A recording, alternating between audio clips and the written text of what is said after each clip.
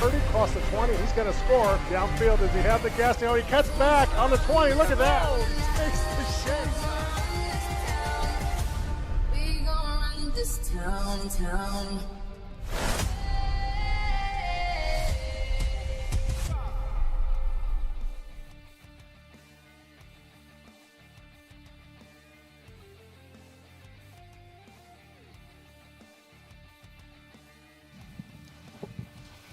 Good evening, everyone, and welcome to Gerald Williams Bulldog Stadium on the campus of Springdale High School as we're getting ready to start another year of Kiwanis Day football that has been sponsored by the Kiwanis for over 73 years, and we're excited to have you here on the broadcast. Brad Spurlock, the voice of the Harbor Wildcats, going to be with you for most of the night tonight and start these games along with not only the players but the cheerleaders, and so we're excited about doing this tonight. One thing that we're going to do, we're going to try to do some interviews along through the games, and we've got one participant back from 1991. We've got Justin Pinkley here, and we're going to interview him for just a little bit. So, Justin, thank you for joining us today, and kind of give us some things that you remember about Kiwanis Day football.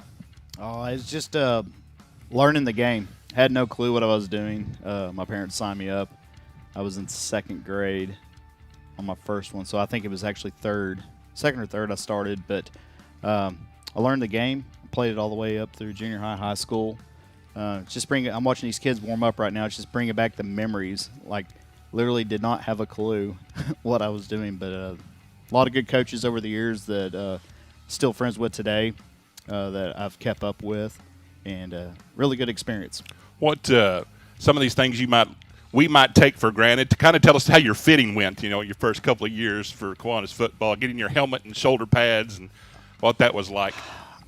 What I remember more than anything is the taste of the mouthpiece when you had to bowl the mouthpiece. Yes. But yeah, the mouthpiece. But man, I mean, you started out with the plastic face masks, and I mean, I thought I really had stepped up my game because I got a metal face mask my second year, and yeah, just little memories like that. Just getting to learn to establish and learn the game itself. Right. Getting to be a good teammate. You don't win the first game, you're into the losers bracket. So, well, these are definitely things that kids learn at an early age. They can take with them throughout their life. And so you've done this for a few years. I mean, tell me a little bit what you're doing now here in Springdale, to how this is transferred over to your life as today.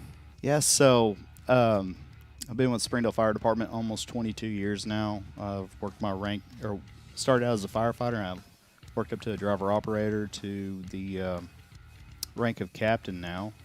I'm the public information officer, public education officer. I'm also part of the fire investigation team. So getting to work for your hometown, getting to protect your hometown is one of the greatest jobs in the whole world. But getting to come out to events like tonight, I'm working with the EMS standby for this evening, so I picked up a little overtime tonight to come out here and enjoy hopefully what's going to be a beautiful evening. Looks like the rain might kind of hit or miss us, but probably some good night for some football. Absolutely. And let everybody know we're about 30 minutes behind schedule due to lightning. So we were supposed to start right at 6 o'clock, and we had a lightning delay for 30 minutes. So we're about 6:15. We're about ready to start. Some of the teams are warming up. But we're so appreciative of Justin jumping on here. And, even as little kids, you think about maybe your profession now. A lot of kids like to do the firefighting or think about being firefighters. So you can see how this plays into your role going forward. So, but these kids, they learn about teamwork. They learn about hard work. And that kind of transfer over to what you're doing today. So what advice would you give some of these kids that are getting ready to play some football this morning or this afternoon?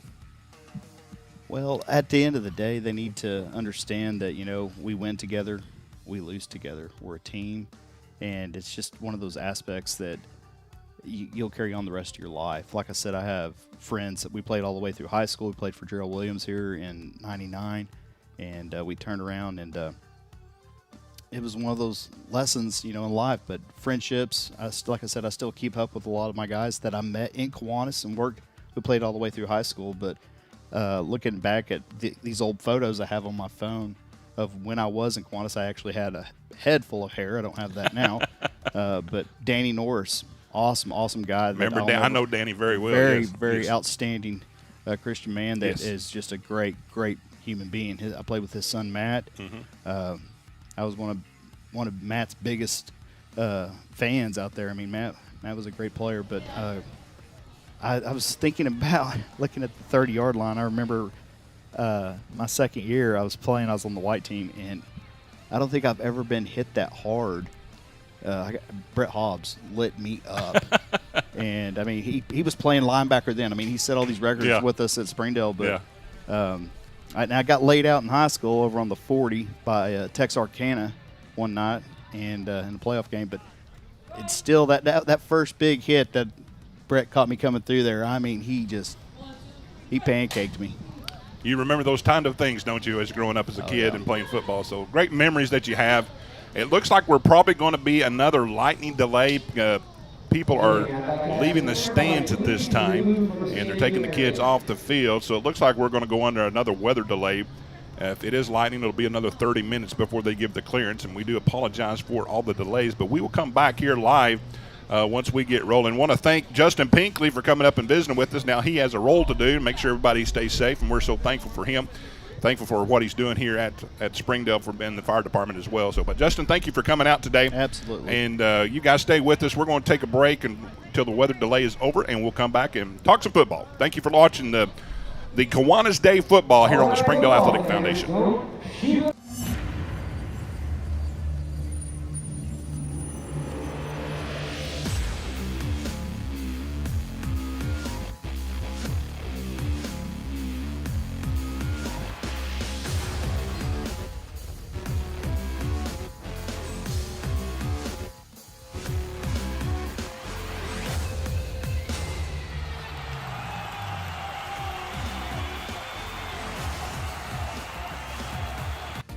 I am the March 2024 Springdale Spotlight winner. The February 2024 winner of Springdale Spotlight.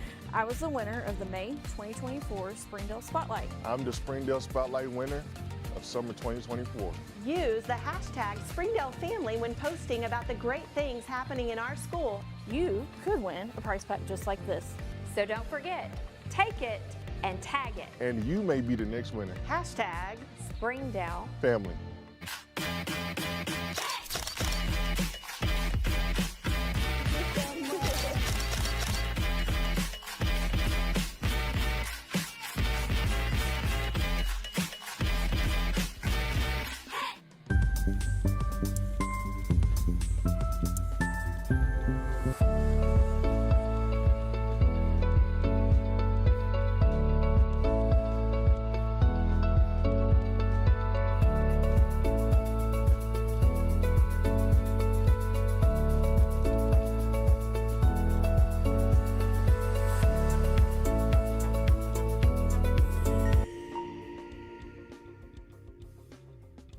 During the Great Depression, nothing came easy.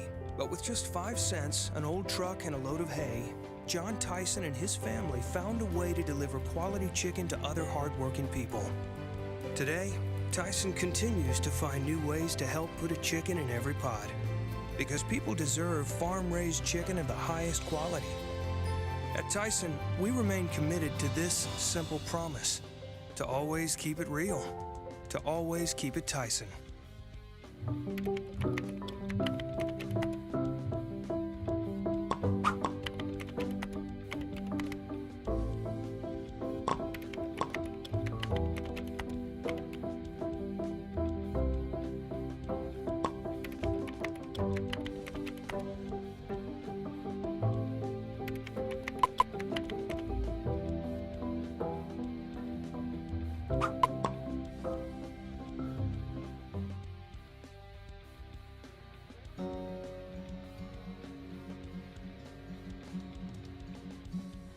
Hometown. That word still means something here. It means we're neighbors. We do the right thing. We care about your family. And you deserve the very best every time you walk in the front door. Harps. Hometown fresh.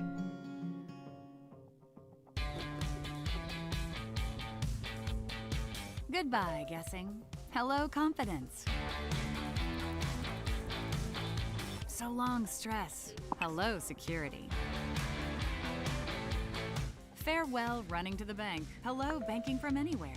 Get a quick view of your balance, block lost debit cards, and quickly deposit checks anywhere, anytime with the highly rated Arvest Go mobile app from Arvest Bank. Goodbye, limits. Hello, possibilities.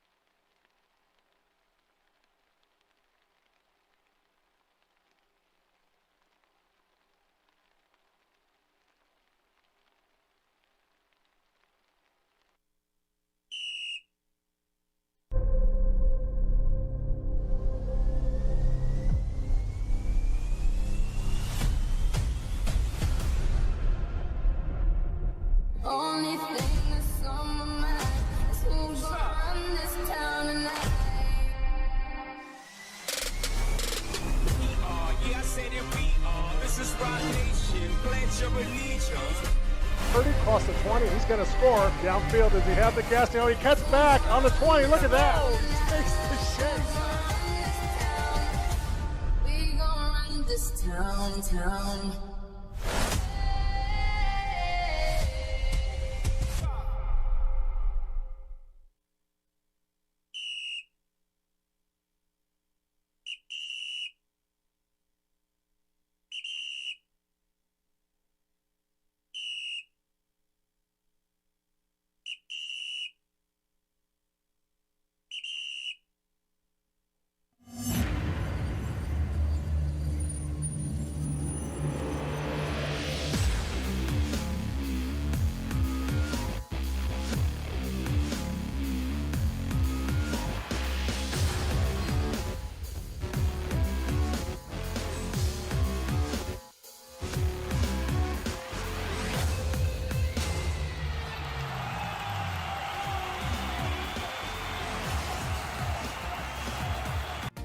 I am the March 2024 Springdale Spotlight winner. The February 2024 winner of Springdale Spotlight. I was the winner of the May 2024 Springdale Spotlight. I'm the Springdale Spotlight winner of summer 2024. Use the hashtag Springdale Family when posting about the great things happening in our school. You could win a prize pack just like this. So don't forget, take it and tag it. And you may be the next winner. Hashtag Springdale Family.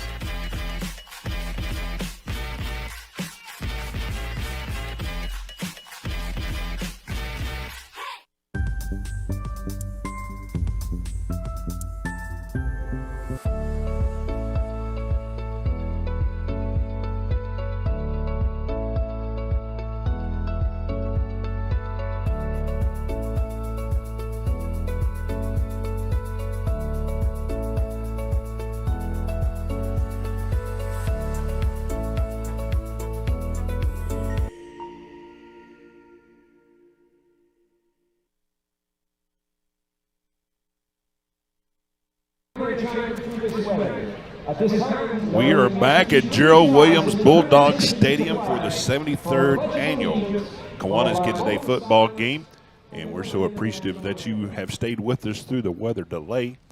We've got two teams that are going to be starting off here in just a few minutes. We've had about an hour delay due to weather lightning in the area, so we're getting a late start, but we're going to get these kids time to come and play some football as the kids are out on the field and standing for the Pledge of Allegiance and for the national anthem.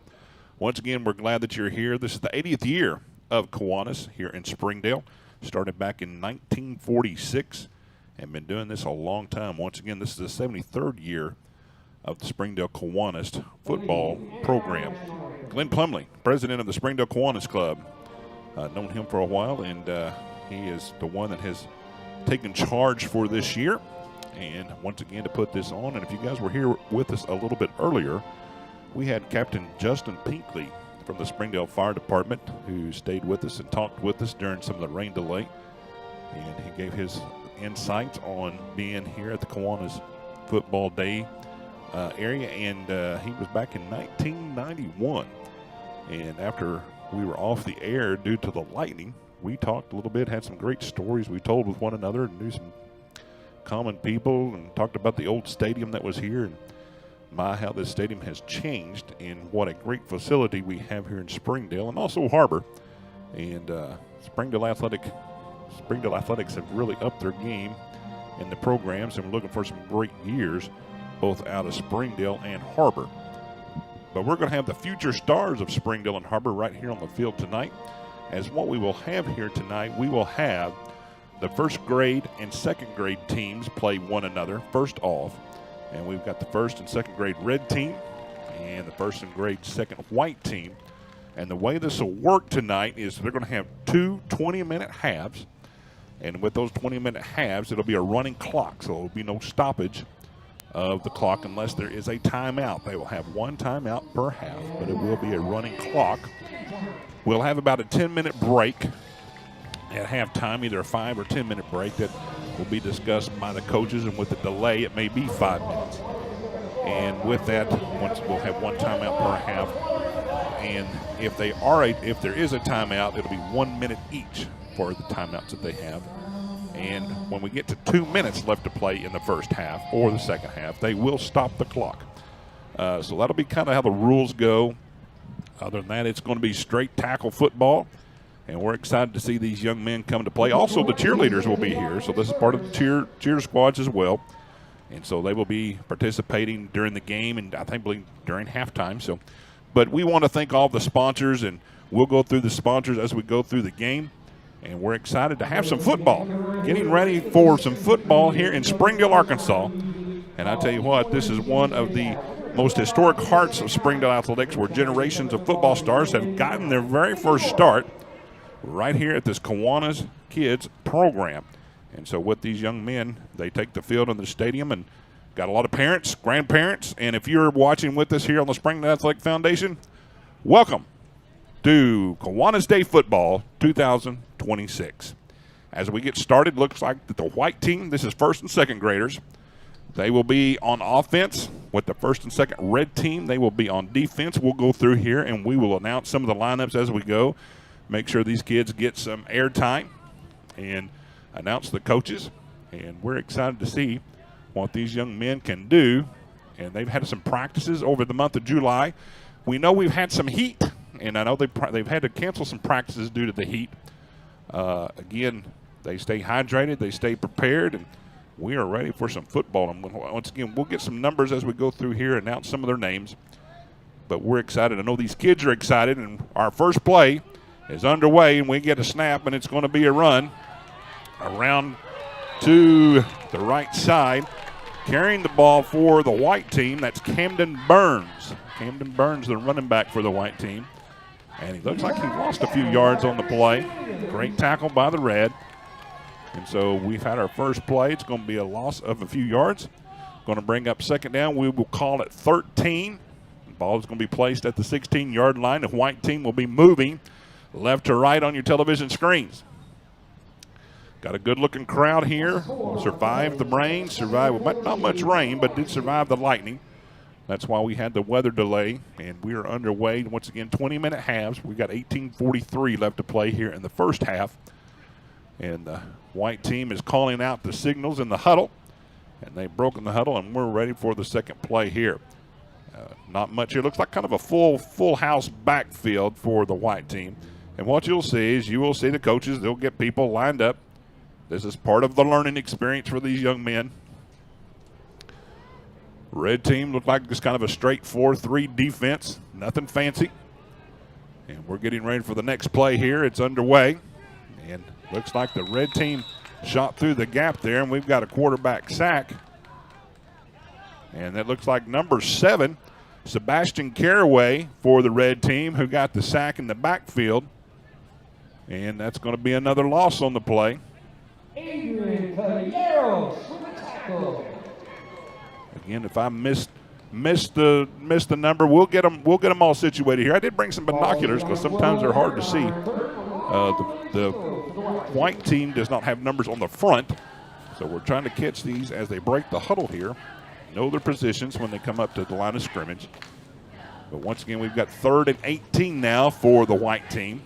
White team is going to be coached tonight by Jaden Whitmore, Jeremiah Lara, Chad Graham, and Demetrius Charles. Those are the coaches for the white team. We'll do the red here in just a moment of time. White team breaks the huddle, getting lined up again. We've got 2 split to the top of the screen, 1 to the near side. Ball's going to be placed on the near hash. Now the referees are even helping line them up a little bit, make sure they stay on side. Guard in the center, they're giving their blocking instructions to one another. Shepard Shootneck looks like he's the quarterback for the white team. He's going to scramble out to the right side, and he's taken down there. That is Sebastian Caraway again. And he has been brought down for another loss. So the white team's been going backwards on this first series. Great defense by the red team. They've been shooting the gaps. Great tackle. That's what you want to learn from these first graders. They have to learn how to tackle, how to learn to block. And with this, they're going to have a switch of teams now, or switch of offense and defense. They're going to get 3 plays each, and then they're going to switch up. So now the red team will be on offense, and they will be moving right to left on your television screen. No score underway. Once again, rolling clock. 15:59 left to play, as you see on your screen. This is the red team and the white team. First game of 4 tonight that we're going to have. Again, we're about an hour behind schedule due to lightning. We will do our best to keep these games on track as fast as we can, but make sure these kids get their due. So it looks like right now the red team's coming up to the line of scrimmage. Sebastian Caraway, who did a few of the tackles on that defense, is now looks like going to play quarterback for the red team. They're getting lined up. They've got 2 in the backfield, 2 running backs in the backfield. Kind of that pistol formation we see a lot of out of junior high, high school, pros, college. This is kind of the formation a lot of people like to use. A lot of quarterbacks don't go under center much anymore. They've got 2 split out to the top of the screen, 1 to the near side. Ball's placed in the middle of the field around the 45-yard line.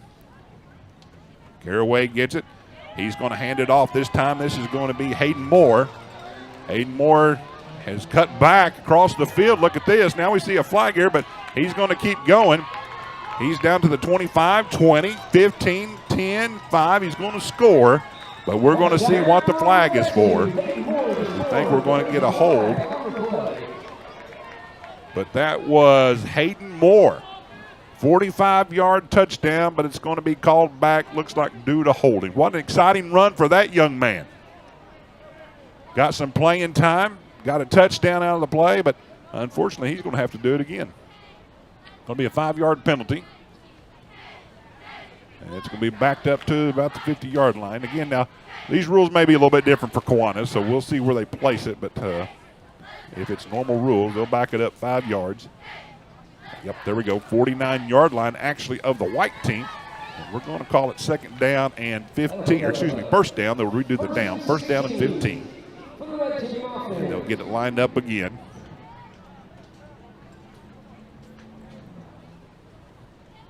Kiwanis Day football, what a great tradition we have here in Springdale.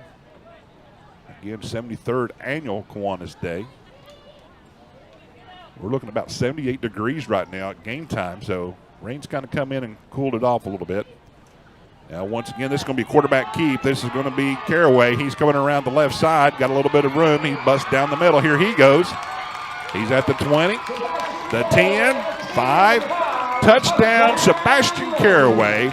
And that's going to be 51 yards for that young man. 2 plays, 2 touchdowns. One was called back. But we see here, Caraway got a 51-yard touchdown scamper, quarterback keep. Faked the handoff that time to Reynolds. Kept it around left side and scooted in for the touchdown. So, red team has taken a 6-0 lead right off the bat. And we'll see, they're going to line up. I think that's how they line up for the extra point here.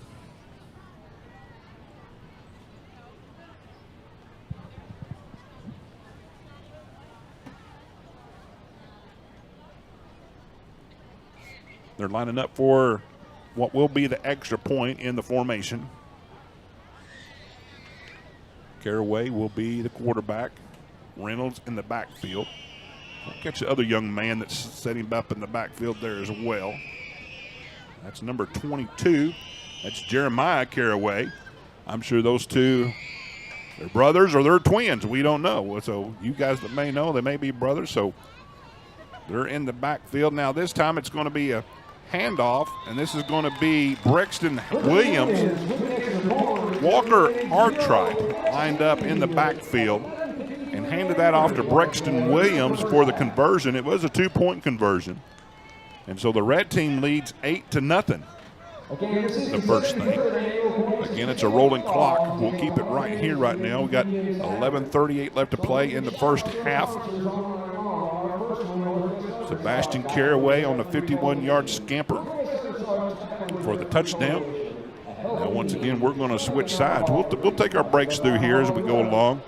once again, we want to thank all of our sponsors, not only from the Springdale Athletic Foundation Network. We appreciate all of them. We appreciate all the sponsors for the Kiwanis Day program as well. People like the Arkansas Children's Hospital. They're one of the gold sponsors for this event. We're appreciative of them. Again, we will go through a lot of these sponsors to tell them thank you. And you guys say thank you to them as well. So now the white team is going to take back over at the 20-yard line. It's going to be 1st and 10. Going to have some makeup to do now as they're behind 8-0. They're getting instructions from their coach, seeing what play might work the best for them.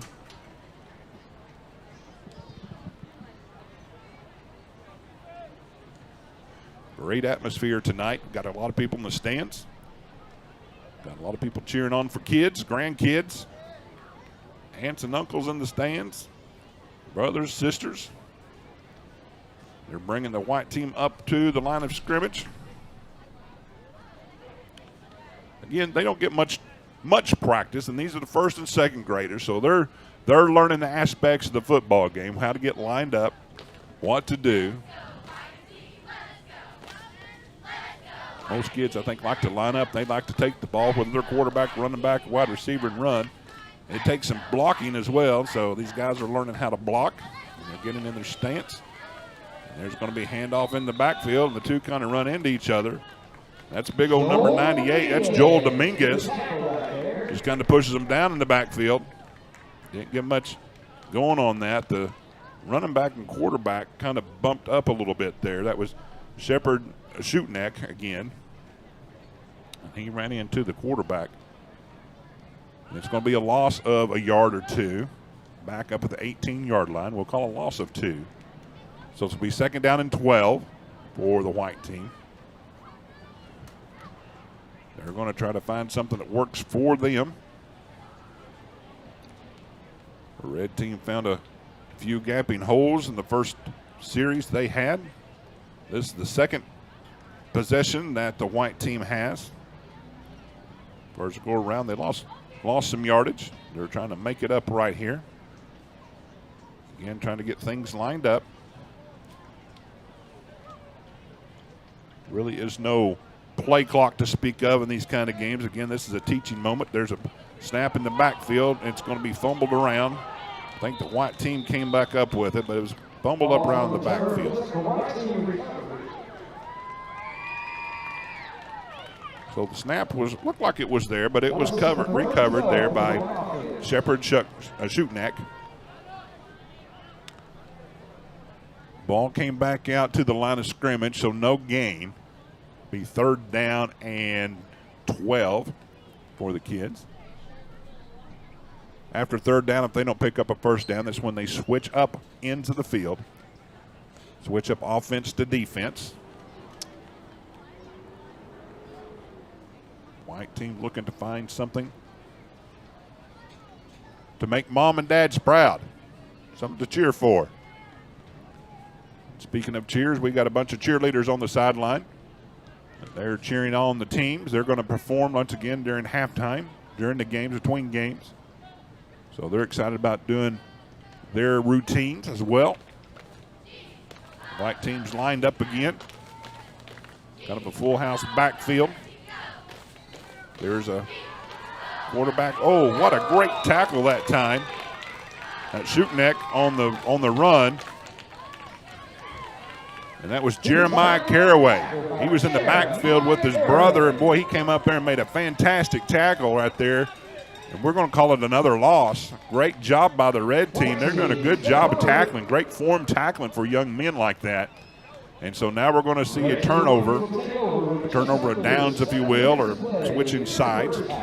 So the red team will come back out for their 2nd series of the ball game. Ball will be placed at the 50-yard line. This works just like a punt, and so this is where they will set up offense. White will go on defense. Again, last time the red team, they had 2 runs. One was by by Hayden Moore, who cut back across the field and scored for 45 yards out, but there was a holding call, so they backed that up. And then we saw Sebastian Caraway take it in for 51 yards on the next play.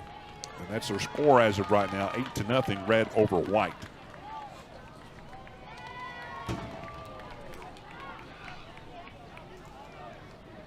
Sometimes it's just fun to make sure that all the equipment fits just right for these kids.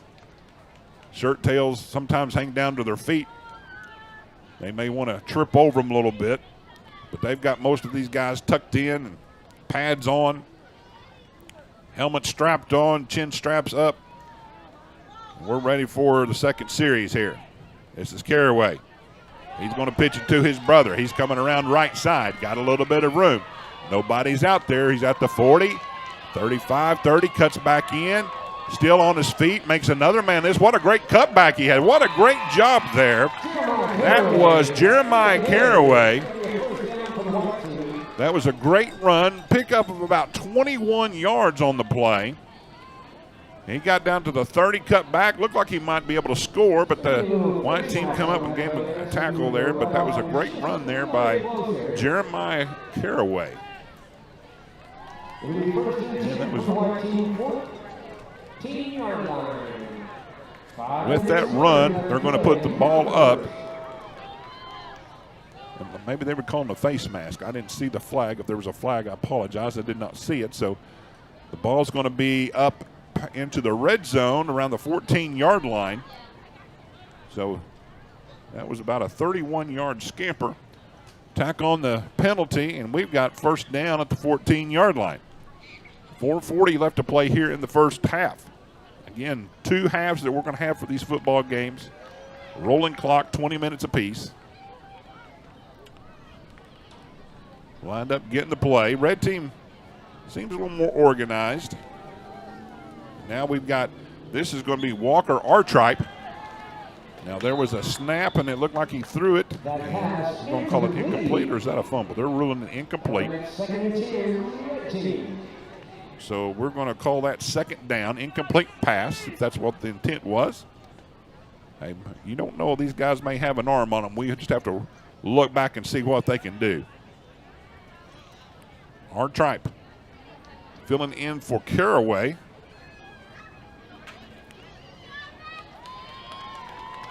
We've got Hayden Moore in the backfield. Got Jeremiah Caraway in the backfield. Artripe going to take it. Going to hand it off to Moore this time. He comes around right side. Got some room, some blocking. Comes up the field. They're going to call it a touchdown. Do not see any flags.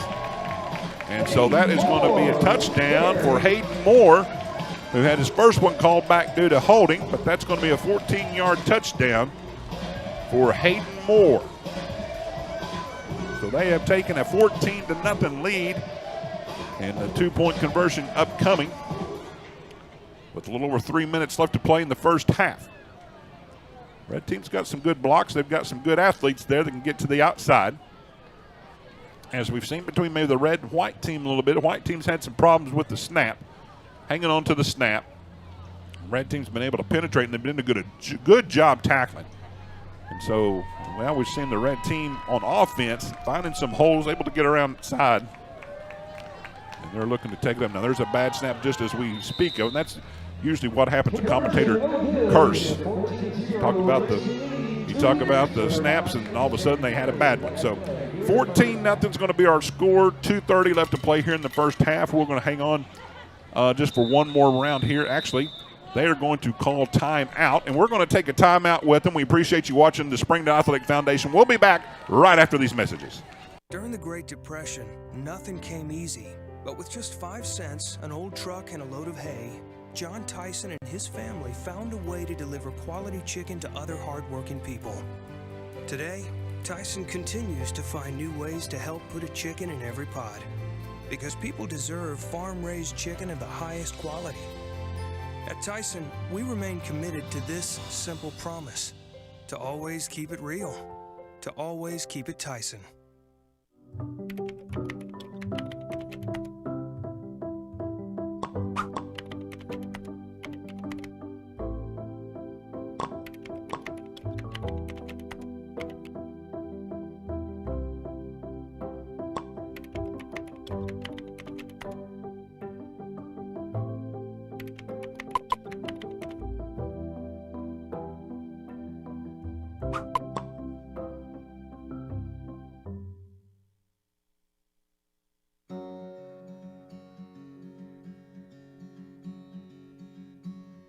hometown. That word still means something here. It means we're neighbors. We do the right thing. We care about your family. And you deserve the very best every time you walk in the front door. Harps, hometown fresh.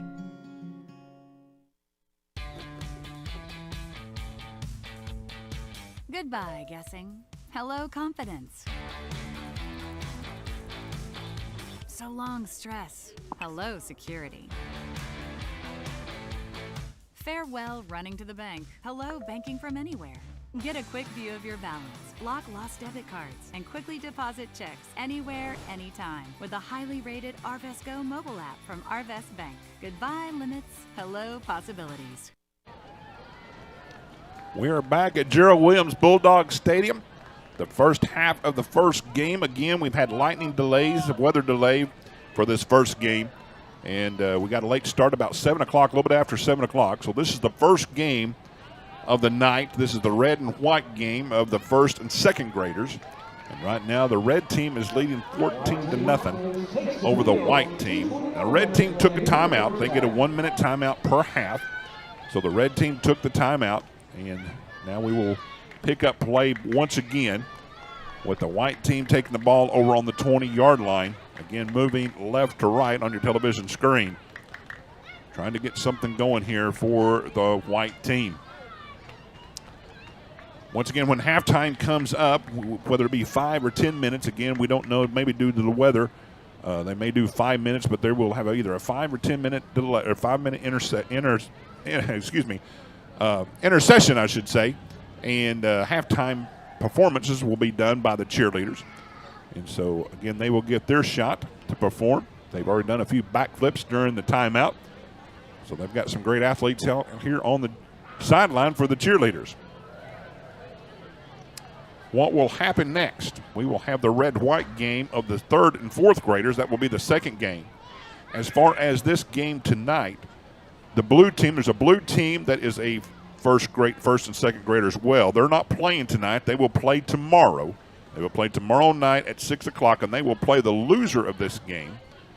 That'll be game number 5, but that will be tomorrow night, the blue team against loser of this game tonight, starting at 6 o'clock here at Bulldog Stadium.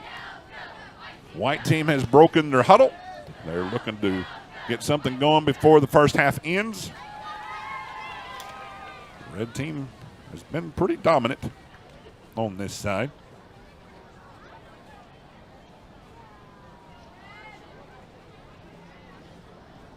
I watch some of these guys. I look at number 50 for the red team, Wyatt Ridenauer. I don't think he's going to be a normal nose tackle, but I bet he can get through that line. So watching these guys kind of line up, and here we go. There's going to be a handoff this time coming around the right side. Oh, there's a fumble on the play. It looks like the red team's going to recover it. They do. That's Johnny on the spot. Sebastian Caraway picks up the ball. It looks like number 51, Camden Burns. If I'm looking at Camden Burns, had it coming around that side, fumbled the ball when he was hit. And we see there that Sebastian Caraway picks it up. And so now the red team will take over.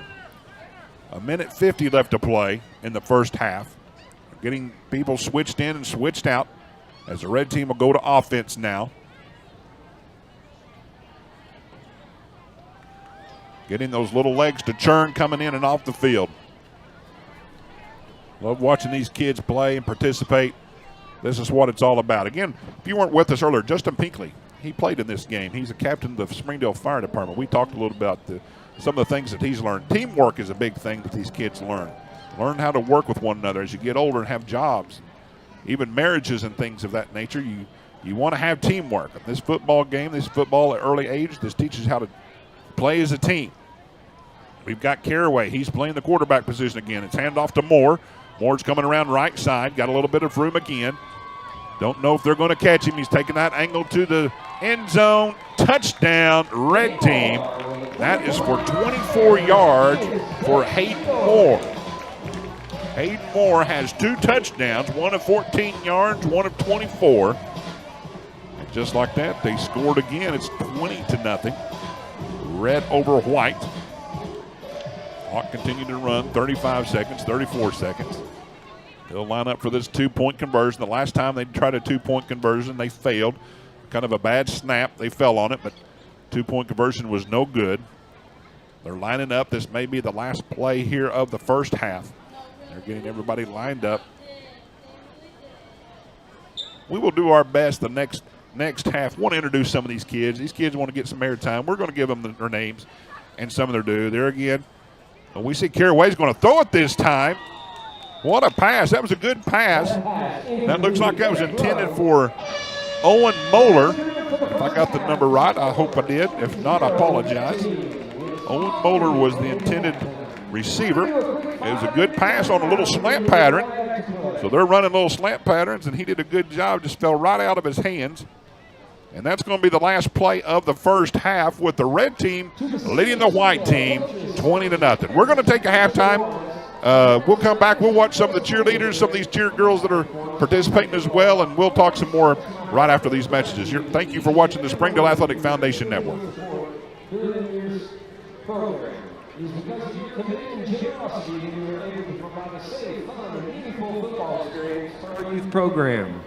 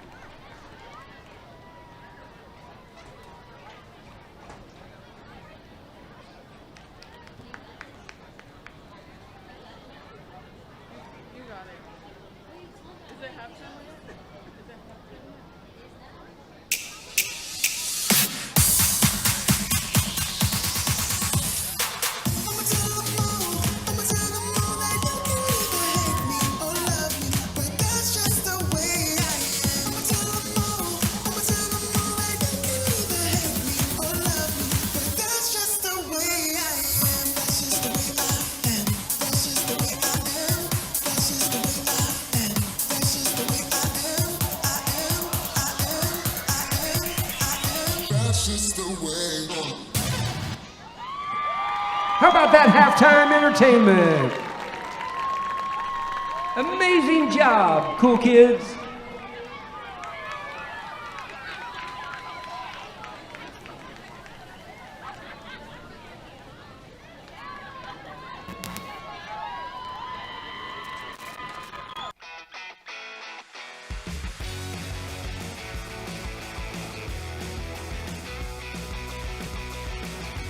Advanced Manufacturing needs you. For every 4 jobs, there is 1 applicant. Let business industry training take you to the next level. Either as a startup or as an incumbent worker, BIT has your menu. I came to BIT to advance my skills in the electrical control field. If you want to better yourself, you need to come to business industry training.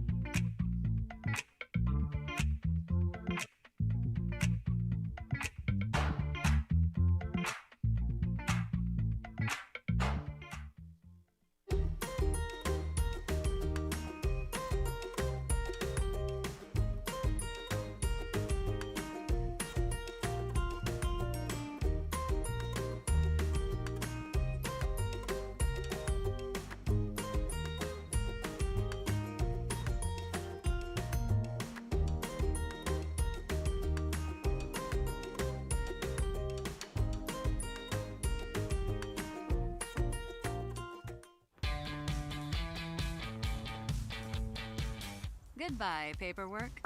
Hello, convenience. Farewell, waiting.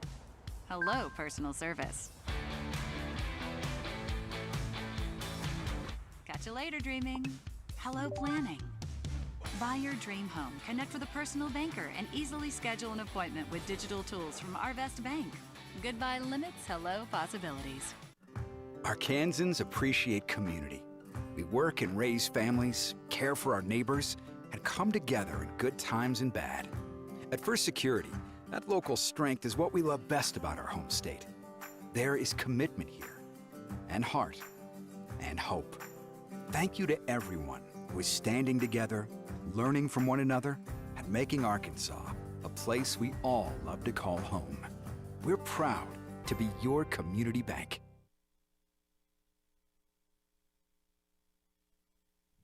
We are back at Gerald Williams Bulldog Stadium. Halftime, we went for 5 minutes. Got the cheerleaders out there, did a great job. We appreciate the young ladies out there doing their cheer and their routine. Great job for them. They've got some future cheerleaders that are going to be attending the public schools for junior high and high school before too long. We appreciate their hard work. I want to give this announcement for Kiwanis Kids Day Football for 2026 this year. The City of Springdale, coaches, sponsors, parents, members of Kiwanis, announcer, and the Springdale School District, on behalf of the Kiwanis Day Football, I want to express my heartfelt gratitude to each of you for your invaluable support during this year's program. It is because of your commitment and generosity that we are able to provide a safe, fun, and meaningful football experience for the youth in our community.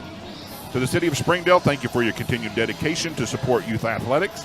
Your investment in our fields, facilities, and infrastructure creates a space where kids can grow, learn, and thrive. To our sponsors, thank you for your generosity and belief in what we do. Your support helps us to keep the program accessible and impactful for all families and ensures our young athletes have the resources they need to succeed. To the parents and families, thank you for your trust and encouragement. Your involvement and presence in the stands mean the world to these kids, and your support helps build the strong community spirit that we're so proud of. To the members of Kiwanis, thank you for your unwavering commitment to serving the children of Springdale. Your leadership and vision are what drive this program year after year. To the Springdale School District, thank you for your partnership and support in helping us reach and serve so many young people. Your collaboration allows us to make a greater impact both on and off the fields of the lives of these students. Also would like to have a special thank you to Jared Park, our announcer, who has served this program faithfully for over 30 years, both as a coach and as announcer for Kiwanis Kids Day Football. Your dedication and leadership have become a lasting part of this tradition, and we are truly grateful for your decades of service to our players, families, and community. Kiwanis Day Football continues to be a special tradition in our community because of each of you. Thank you for being a part of the 73rd Annual Kids Football and helping shape our future one young athlete at a time. That is from Lauren Danford, Kiwanis Kids Day Director. We thank her, and we thank all the Kiwanis that has helped put this together and all the sponsors. We're underway here in the second half. We have got a pitch here to Caraway, from one Caraway to the next, and this is going to be Jeremiah Caraway. He's the one that kind of did the dancing back and forth, and here we go again. He's off to the races. First play of the second half, and Jeremiah Caraway has went for 80 yards and the touchdown. And Caraway tried to do a backflip in the end zone and did not quite stick the landing. But what a great run by Jeremiah Caraway. 80-yard touchdown, first play of the second half. What a great way to start the second half. Kiwanis Kids Day Football here at Gerald Williams Bulldog Stadium.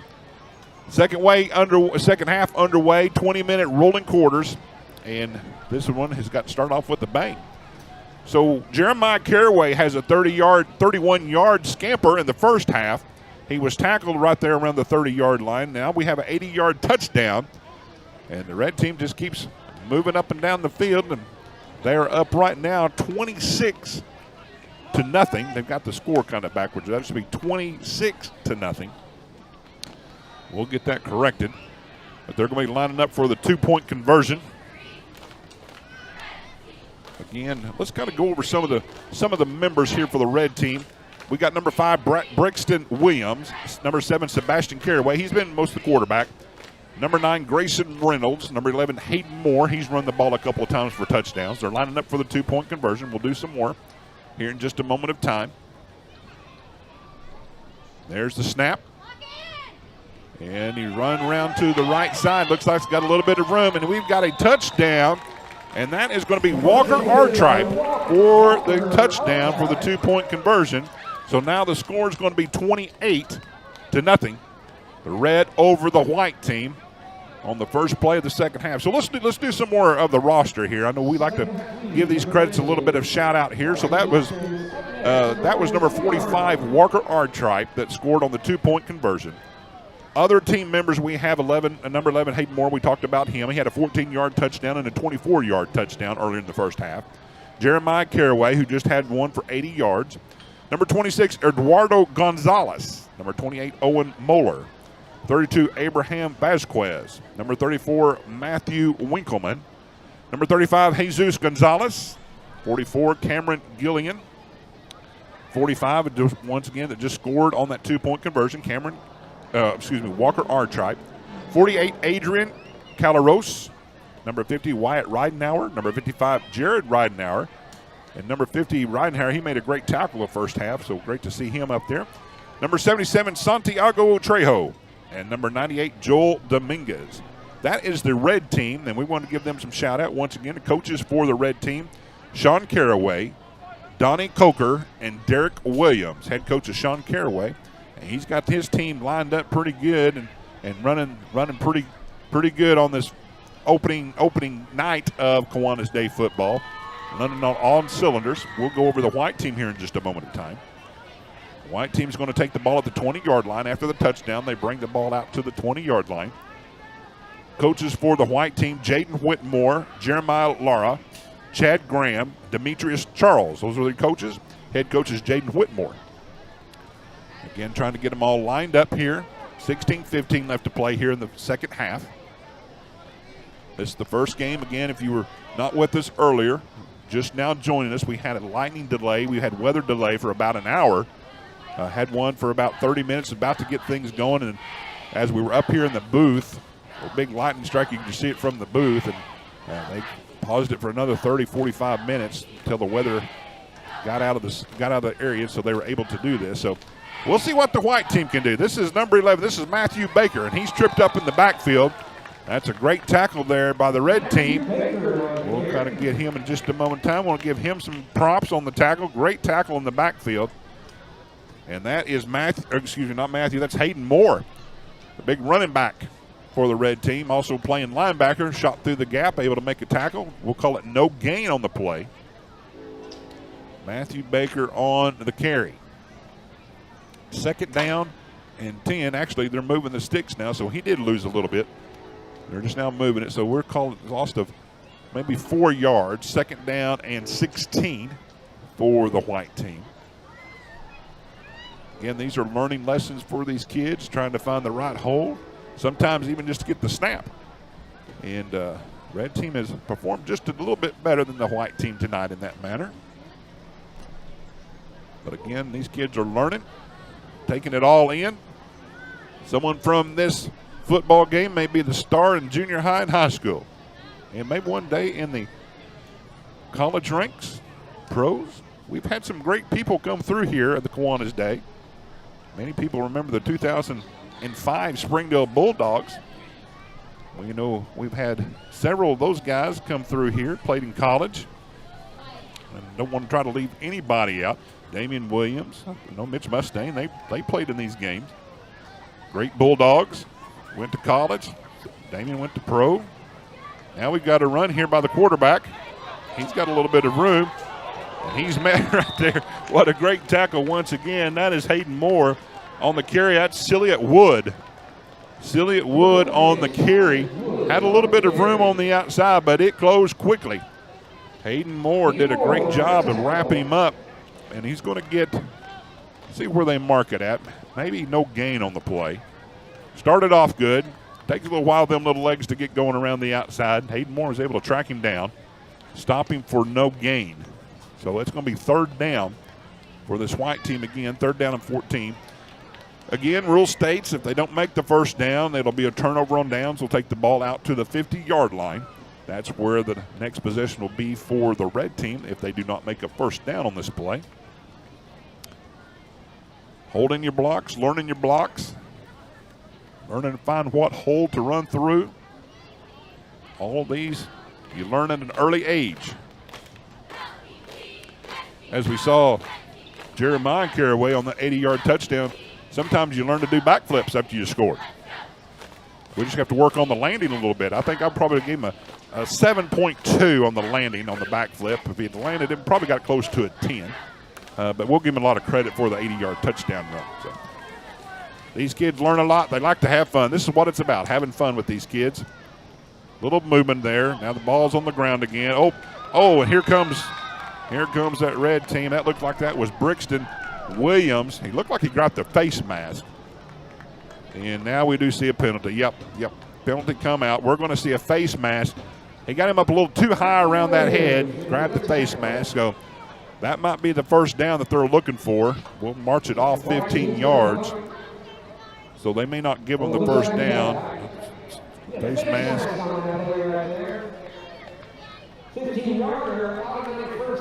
They will give them automatic first down on this. So this will be the first down for the white team in this game. 12 minutes left to play in the game.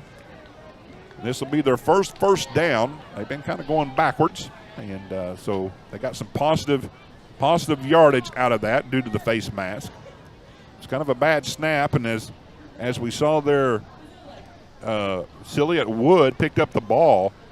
Brixton Williams shot through there, and once again just kind of arm tackled him up a little too high, grabbed that face mask and brought him down. So the penalty was called, and they moved the ball out. Now this is going to be at the 24-yard line. White team now is moving right to left on your television screen. Getting lined up. Looks like they're getting lined up a little bit better. We've got in the backfield, and this looks like this is Camden Burns lined up as quarterback. We'll see what this young man can do. Bad snap. He picks it up. Nope. There it is. Jump all over him again. Again, what they learned, how to learn to snap, how to pick up the snap. This sometimes when you learn the pistol formation, sometimes that center can't get the ball back to the quarterback. Sometimes it's better maybe just to learn get under the center, but this is kind of what everybody goes to. In all leagues of the football, where you're looking at junior high, high school, pros, it has really adapted to this pistol formation, shotgun formation. This is what people will use quite often in the game. So, but that's going to be a loss of about 5 yards. Second down, 15. White team picked up their first down just a few minutes ago due to the penalty. Now they're backed up just a little bit on the, we'll call it the 19-yard line.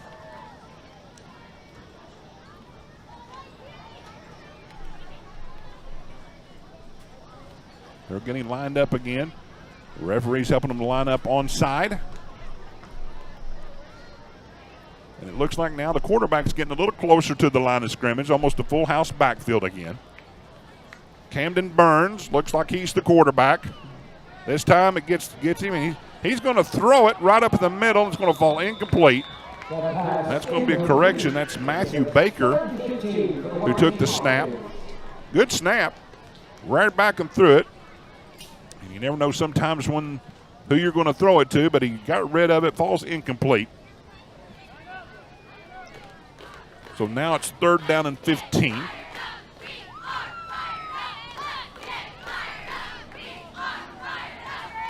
White team looking to find some momentum here in the second half. 9-12, 9-10 left to play here in the first game of the first night of Kiwanis Day football.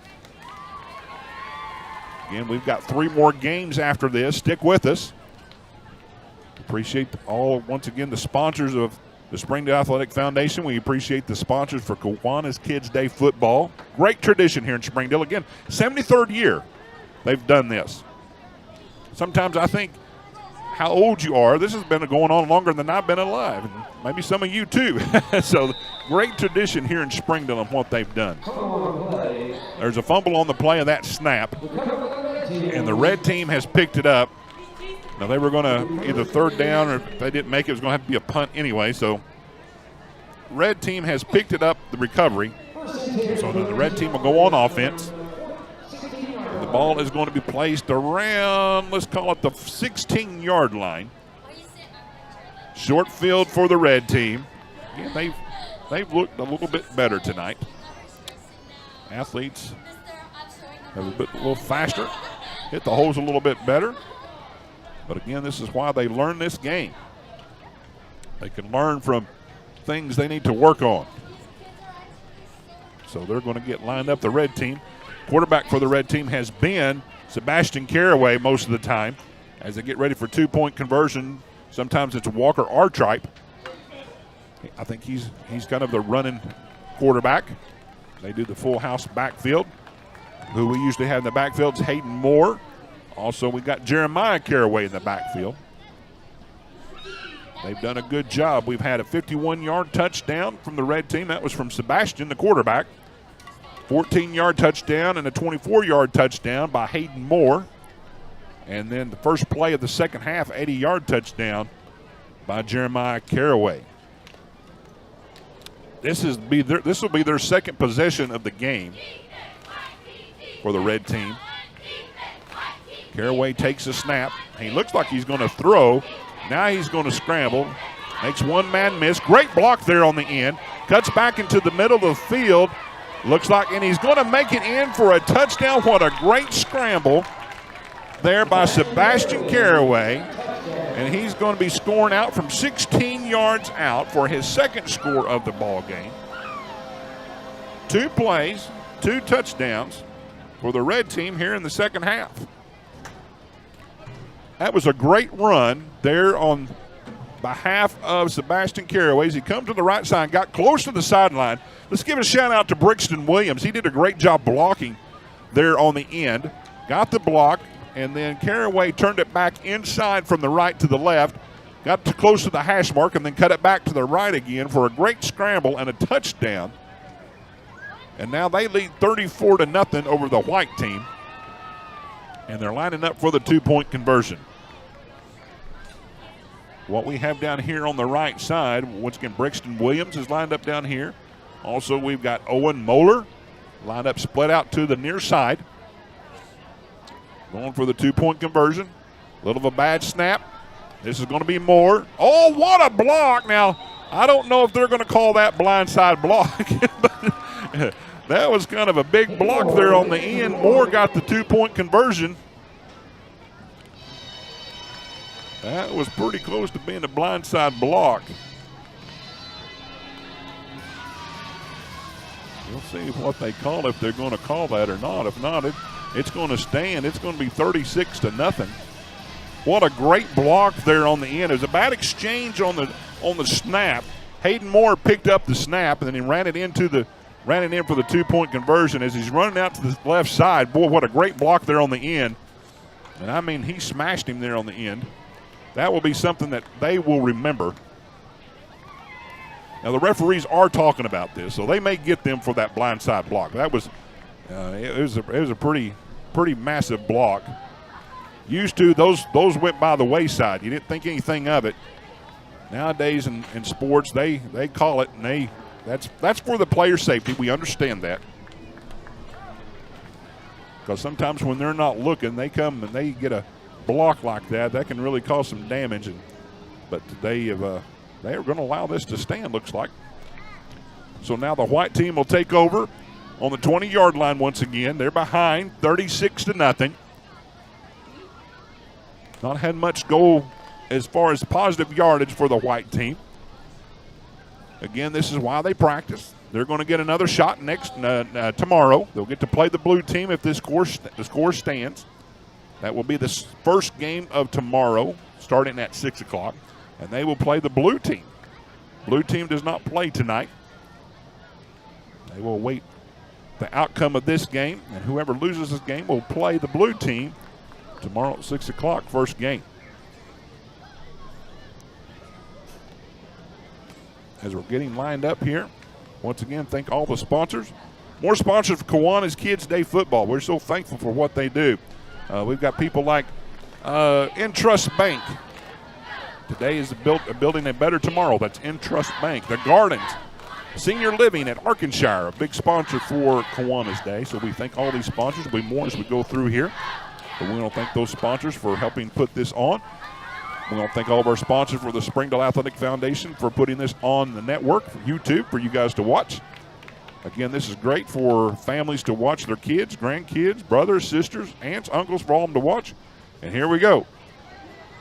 And there was a pass. I don't know if they call that a pass. They did call that a pass. That was incomplete. And that was Matthew Baker on the quarterback. Kind of just shuffled it up front. They did call it incomplete. So it'll be 2nd down and 10. 2:48 left to play in the game. 2 20-minute halves is what we have. Clock continuously to run. And they will, around 2 minutes, if there's anything going on, they'll stop the clock. They've got one timeout each this half. Red team called their first one in the first half, so they got a little bit of timeout for that. So they both have one timeout per half. And I think they're going to try to let this one just run all the way out. White team lines up at the 20-yard line. This time it's going to be a handoff. White team's got a little bit of room here. This is going to be Camden Burns. Camden Burns has got a little bit of room. He's going to be tracked down maybe, and he is tracked down. But what a great run by Camden Burns. Camden Burns all the way down to the 40, we'll call it 42-yard line with the white team. And that was a great run and a great hustle by the red team to track him down. Here's the replay. And let's see who got that's number 34 for the red. That's Matthew Winkleman. Matthew Winkleman, great hustle to bring him down. That's a big pickup for the white team. I think they were on the 20-yard line, and so now we'll call it 30, 35, 39 yards on the run for that. A great play. Looked like it's going to get blown up in the backfield, but they took off, and away they went. So 39-yard scamper for Camden Burns. Great run around the right side. But you know what you like to see? You like to see the hustle out of them. Camden, even though they may be behind, they're still playing hard. That's what you like to see. And then the great effort there by Matthew Winkleman to chase him down. We saw number 11, Hayden Moore, was on him. And we see Burns looked like he was going to outrun him to the end zone. And then Winkleman came out from, looked like his safety position to run him down. A great job by him. Great job all around by these young men. We've got 42 seconds left to play. There's the snap. Looks like we've got another face mask. We do. That time, Matthew Baker, he was tackled in the backfield by Owen Moeller. Another face mask. It'll be 15 yards, automatic first down. Looks like the clock's going to continue to run. Thought they told me maybe 2 minutes they would stop the clock for certain things, but they're going to let the clock run. But that was a face mask. That might have been the last play of the game. 10 seconds, 9 seconds. Getting close. 7 seconds. And they're going to call a timeout. White team's going to call a timeout. This is the one they have in the second half. And we've got about 2 seconds left to play. They're going to take the timeout. They're going to take a shot. That's all right. Nothing wrong with that. Take a shot. We're going to take a quick timeout with them, and we'll be back right after these messages. During the Great Depression, nothing came easy.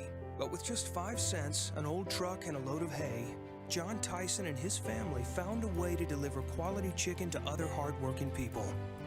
Today, Tyson continues to find new ways to help put a chicken in every pot. Because people deserve farm-raised chicken of the highest quality. At Tyson, we remain committed to this simple promise: to always keep it real, to always keep it Tyson. My name is Adobe, and this is my Chick-fil-A success story. When I started as a team member,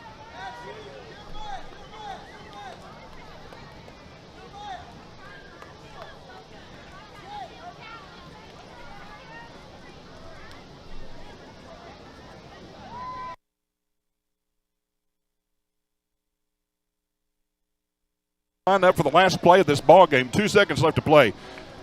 This was all set up by Camden Burns, 39-yard scamper just a little bit of go. They had a bad snap. Quarterback was brought down in the backfield by Owen Moeller, but he grabbed the face mask, so they're setting up for a 15-yard penalty. Ball's placed at the 32-yard line. This will be the last play. Oh, and he's just going to give it a heave, and it's going to fall incomplete, and that's going to be it for the ball game.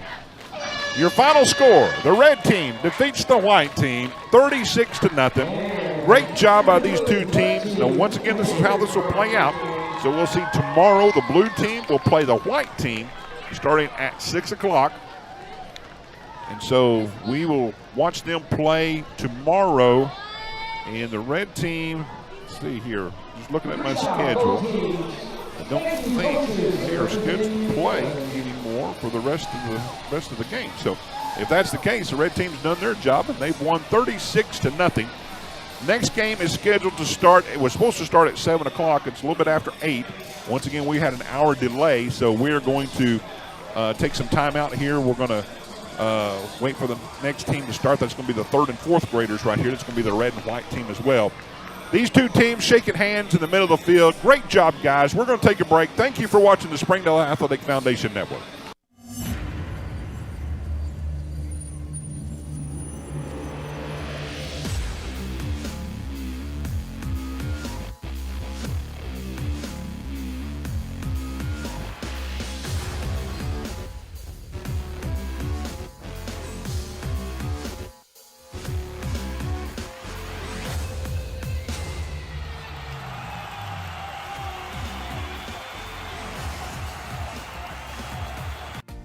I am the March 2024 Springdale Spotlight winner. The February 2024 winner of Springdale Spotlight.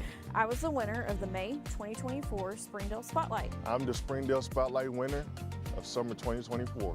Use the hashtag Springdale Family when posting about the great things happening in our school. You could win a prize pack just like this. So don't forget, take it and tag it. And you may be the next winner. Hashtag Springdale Family.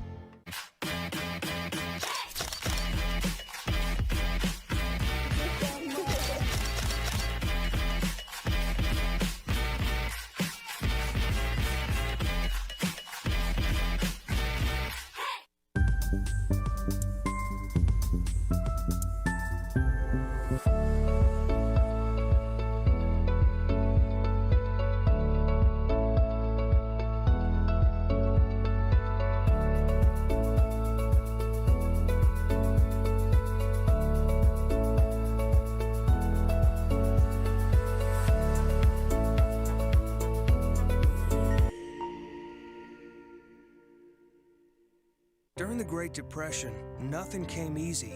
But with just 5 cents, an old truck, and a load of hay, John Tyson and his family found a way to deliver quality chicken to other hardworking people.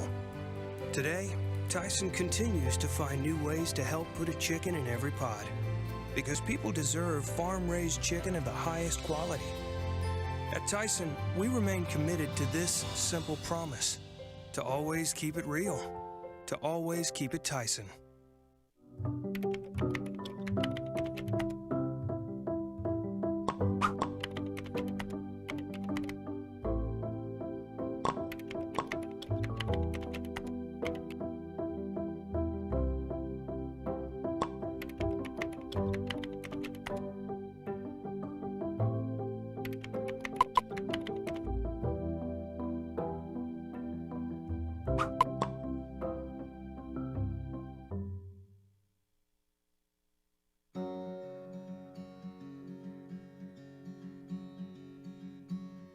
Hometown. That word still means something here. It means we're neighbors. We do the right thing. We care about your family.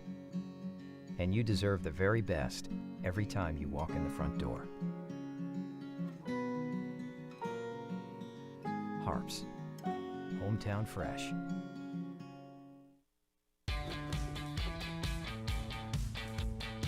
Goodbye, guessing. Hello, confidence. So long, stress. Hello, security. Farewell, running to the bank. Hello, banking from anywhere.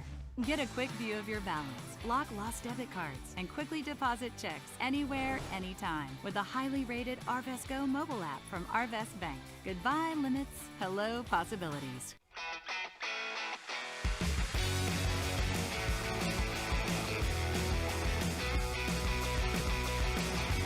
Advanced Manufacturing needs you. For every 4 jobs, there's 1 applicant.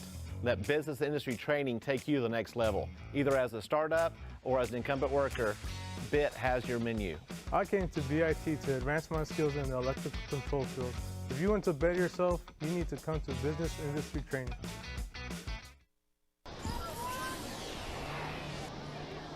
Welcome back to Gerald Williams Bulldog Stadium as we're getting ready for the second game of tonight's Kiwanis Day Football 2026, 73rd annual Kiwanis Day Football game. And this is our second game. First game was won by the red team. 36-0 over the white team. Watching down the sideline, the coach is giving a pep talk after the game, and I think some of these kids probably like to go get some ice cream. So they're probably got their instructions to go home. They've got water, they're drinking, staying hydrated, but I bet they're looking for some sweet stuff after the game. But great job by these two young teams, starting the first and second graders here in the first game of the night. And so the second game is going to be our third and fourth graders, the white team and the red team. Kind of give you lineups as we go through the game. And so we will tell you here for the white team, they're going to be coached by Jonathan Barrera, Todd McLaughlin, and Cameron McLaughlin. Jonathan Barrera is the head coach. And for the red team is Chris Owens, Jordan Owens, and Kyrie McCray. Chris Owens being the head coach of the red team. Red team is going to take the ball first at the 20-yard line. Again, these are third and fourth grade teams. As we're waiting here, we'll go through some of the lineups. For the white team, as they will play defense first, number 5, Raiden Barrera. Number 7, Brooks Zaborowski. Number 11, Kane Moore. 16, Aaron Benitez. 22, Elias Schmidt. 26, Bradley Reynolds. 32, Barrett Helms. 35, Carter McCutcheon. 37, Jace Daugherty. 40, Ethan Sims. 42, Elliott Sims. Number 50, Jalen Flores Caldera. 55, Tucker Kella. Number 60, Elias Soltero. 66, Ishmael Soltero. 68, Eli White. 72, Christopher Alvarado. 75, E.J. Caleb. 77, Kingston Stevenson. 80, Jordan Haycox. 84, Isaiah Gonzalez. Number 92, Joshua Carey. And number 98, Jaquel Zingenfuss. I hope I pronounce those names correctly, ladies and gentlemen. We want to give them the credit and do not want to butcher their names. So parents, grandparents, aunt, uncle, brother, sister, I hope I said your names correctly. If not, I do humbly apologize. And for the red team, let's introduce them. They don't have as many as the white team, so let's go through them. Number 5, Carter Owens. Number 7, Kentavious Powers. Number 16, Bryce Dobbs. 22, Jet McDaniel. 26, Benedict Anai. 30, Elijah Thomas. 32, Aldo Perez. 35, Mason Mayfield. 44, Kyrie McCray. 50, Rylan Marino. Number 98, Riggs Christmas. Those are the lineups for both games, the white and the red. And we're about ready to start 20-yard line. We go through the rules one more time. 20-minute halves. Continuous clock does not stop. They do have one timeout apiece per half. Clock will continue to run throughout the whole game. During halftime, it'll either 5 or 10 minutes. Again, we had lightning delay. We had a weather delay first hour of the night. So the last game we had about a 5-minute halftime show. And the cheerleaders got out and performed, did a great job. This is part of Kiwanis Day as well, as seeing the cheerleaders get out and perform. They did a great job down there rooting on the young kiddos as well. So, and got a great bunch of parents here in the stands rooting for both sides, rooting for both teams. And so this is great to see. It looks like they're trying to get it ready to start. The referees are telling them to get it going. There's the clock. 19:56 already started here in the game, so we're going to line up and do our first game here. Red will be on offense. White will be on defense. Red team will be moving left to right on your television screen. Again, white team has a little bit more team than they do the red team. Red team almost looks like they have enough to go both ways. I don't see any, maybe one additional player, and bless his heart, he's over there by himself on the far sideline. So we'll see. Now here comes some out. I thought they had too many in the huddle there. So we got 3 maybe there on the sideline for the red team. And we got a little bit more on the white team for reserves. But 11 can play on both sides. This is what we're going to see. A little step up in grade classification, 3rd and 4th graders. And not sure what the delay is. They started the clock. So they're trying to get everything lined up. Now they're breaking the huddle. We'll try to get the names of all the players here in just a moment of time. They're going to line up. They got kind of the same formation. Number 7, he's going to be the quarterback for the red team. That's going to be Kentavious Powers. Kentavious Powers is going to be the quarterback. Going to line up in that pistol formation. Got an offset eye. They're getting instructions. Refs trying to get them all lined up properly.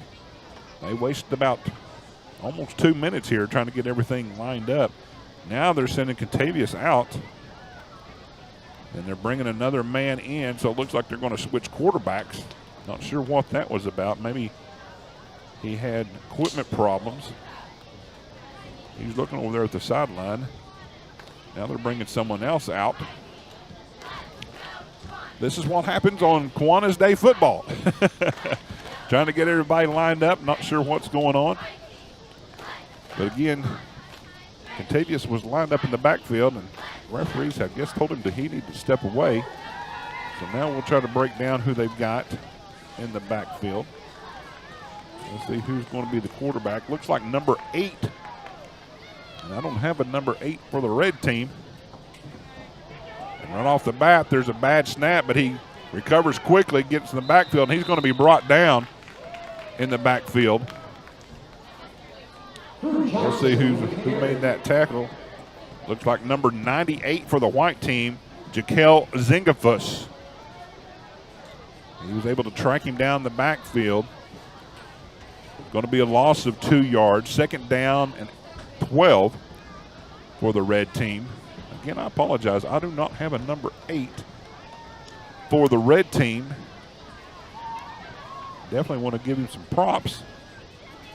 But number 8, he did a great job hanging on to that ball and finding a little bit of room, getting back some where he was really behind schedule and was able to pick up some yardage.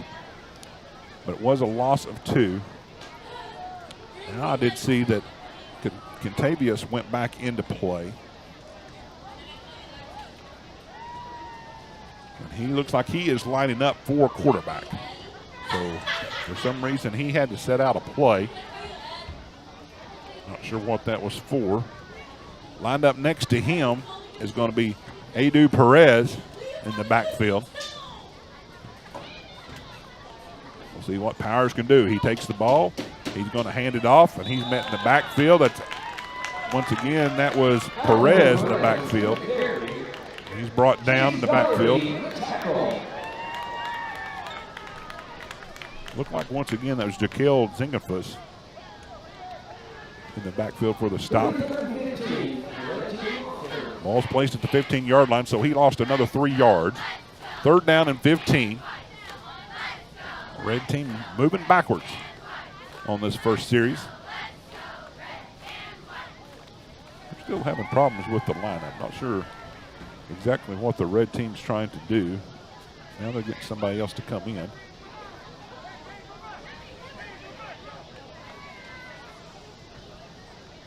they have special plays for special kids and on certain plays. Trying to get everything lined up, but they've really went through a lot of time here just trying to get things lined up and everybody in the right position. Contavious Powers, the quarterback for the red team. And we'll see how they're going to line up. Got 2 to the far side. Powers going to run out that. Oh, and he slips down right there at the 12-yard line. He's going to lose a little bit more yard, and that's going to be a turnover on downs. It looked like he might have just a little bit of a gap to run through there, but his feet got out from underneath. I don't know if it's rained too much here. Did not see too much rain that came through that front where we had the lightning delay, but it's going to be a turnover on downs. Field was a little bit slipped there, and the feet got out from underneath it. So it's going to be a turnover downs. White team will take it over. And they were going to be moved at the 46-yard line. 46-yard line. Then we'll be moving right to left on your television screen. We'll try to get their numbers and names where they're lining up for you. We called out the roster a little bit ago. I like this huddle. They all lock arms up there in the huddle. So that's great to see. Great job, team. Great job, team. This will be the first series for the white team. 13:53 left to play here in the first half. And they're getting lined up as well.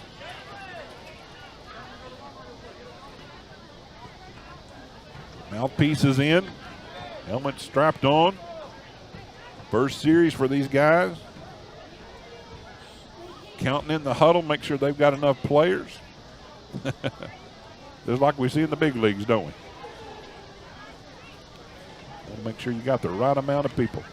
Now they're lining up the huddle the way they're going to need a break. So great job by these coaches. Sometimes we think little things like this don't matter much, but this means a lot. This means a lot.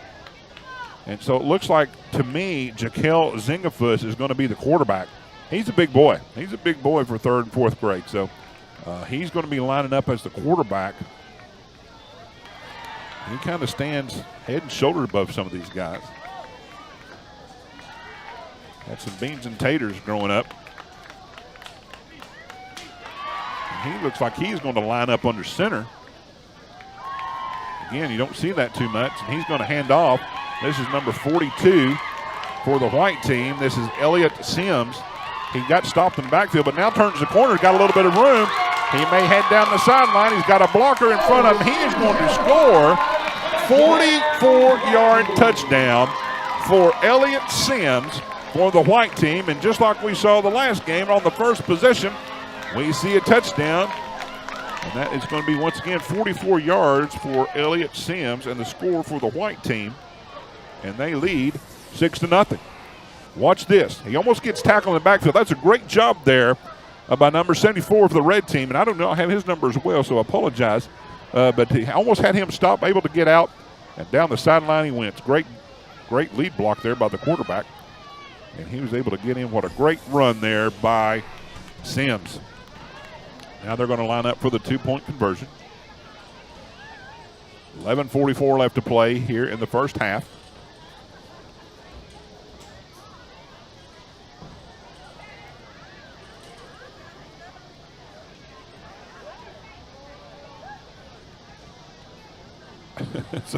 Some pushing and shoving by their own team in the huddle there.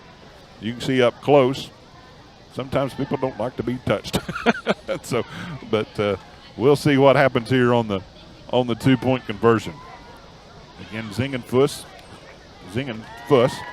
is the quarterback. He's directing traffic, trying to get everybody lined up. Elliott Sims, who just scored that touchdown, lined up in the backfield, single back. He spot the ball at the 3 for the extra point. Kind of a mix-up in the backfield, but he gets around it, and he looks like he's just going to waltz right in. What a great job there, and that was Ethan Sims, his brother. Ethan Sims, his brother, made it in for the 2-point conversion. And so he's kind of stopped in the backfield. A little mix-up there with Zingenfuss and Sims. Kind of stopped, but he was able to take the handoff, get around left end, able to scamper in for the 2-point conversion. 10:29 left to play. Here we go. Look at the replay here. Able to get around the left end. And they weren't able to catch him as he was able to outrun the angle there. So they take a 8-0 lead here in the first quarter, first half. 10 minutes left to play. So about half of the first half is already completed. And they lead 8-0 here at Bulldog Stadium. Once again, we thank everybody for joining us here for the 73rd annual Kiwanis Day football here at Gerald Williams Football Stadium. Again, have a lot of sponsors to thank for this. We thank for keeping communities safe. This is RAD. Prevent prescription drug abuse. This is RAD. They are sponsor here for this game. Other people we've got through here, we will get some more shout outs here in just a little bit more. ESI, Engineering Services. They're a proud supporter of Kiwanis Day football. We thank them for supporting this game today. We thank again all of our supporters for Springdale Athletic Foundation, keeping us on the air. Here we go, underway, second possession for the red team. He got a little bit of running outside, got a little bit of room, switches hands. Oh, and he's pushed out of bounds. That's number 8 again. I do apologize. I do not have that number. Zingenfuss pushed him out there, but he got a first down out of the play. Looks like he got about 11 yards out of the play. So great run there by number 8. It's going to bring up, now it's going to bring up 1st and 10 again. I'll look through my program just to see if I've got anything. Okay, so I do have it. I got text to me, so I do apologize. So 3rd and 4th grade. Number 8, that's Crew Johnson. Crew Johnson. So good job, Crew. Want to make sure I give you a shout out. You did a great job there, young man, picking up 11 yards. First and actually going to call it 10. So ball's placed at the 30-yard line, just outside the 30-yard line. 1st and 10. So now that I've got some names here, we'll go through them here again to make sure everybody's caught up. 1st and 10. Just outside the 30-yard line, going left to right. Ball's going to be placed on the far hash. Quarterback is going to be Contavious Powers. And kind of a bad snap there. Got flags down. We'll see what they're going to call. Probably just a false start. Don't think the ball got back there. So we're going to see what they're going to call. Referee's taking the ball from them. Going to mark it back 5 yards. So it's going to be 1st and 15. So a false start. Everybody moved. Looked like except for the center did not snap the ball in time. So they will do it again. Powers in the backfield. Crew Johnson. He's the one that we did not have the number to begin with. So again, I apologize. Found that on my text messages that I had at the beginning of the game, and I forgot I had them. So we're hopefully caught up now. Moving forward, hopefully we'll have all the names that are participating in this game. Continuing clock, 7:13 left to play in the first half. Powers gets the snap, cuts back, trying to find a hole, gets back underneath a little bit. Now they're going to gang tackling, and that looks like that was number 40. That's Ethan Sims on the tackle. Powers takes the ball up the middle, gets a little bit of it back, about 2 yards. We'll call it 2nd down and 13. Ball's going to be placed at the 20. Well, now they're moving it back. They don't move the sticks fast enough for me. Maybe we had a penalty on the play. Must have had a hold because they're backing them up quite a bit. So it'll remain 1st down due to the penalty. It's going to bring it back out to the 18-yard line. So 1st and 23 will be the down and distance. Still same hash, near hash. Again, I do apologize, did not see the penalty on that. But Powers had a little bit of a cutback there from the right side to the left side. And usually when you get the cutbacks like that, there's probably a little bit of a hold there. So they backed them up 10 yards. So I take it that was probably the hold that we saw there. Powers lines back up in quarterback position. 1st and 23.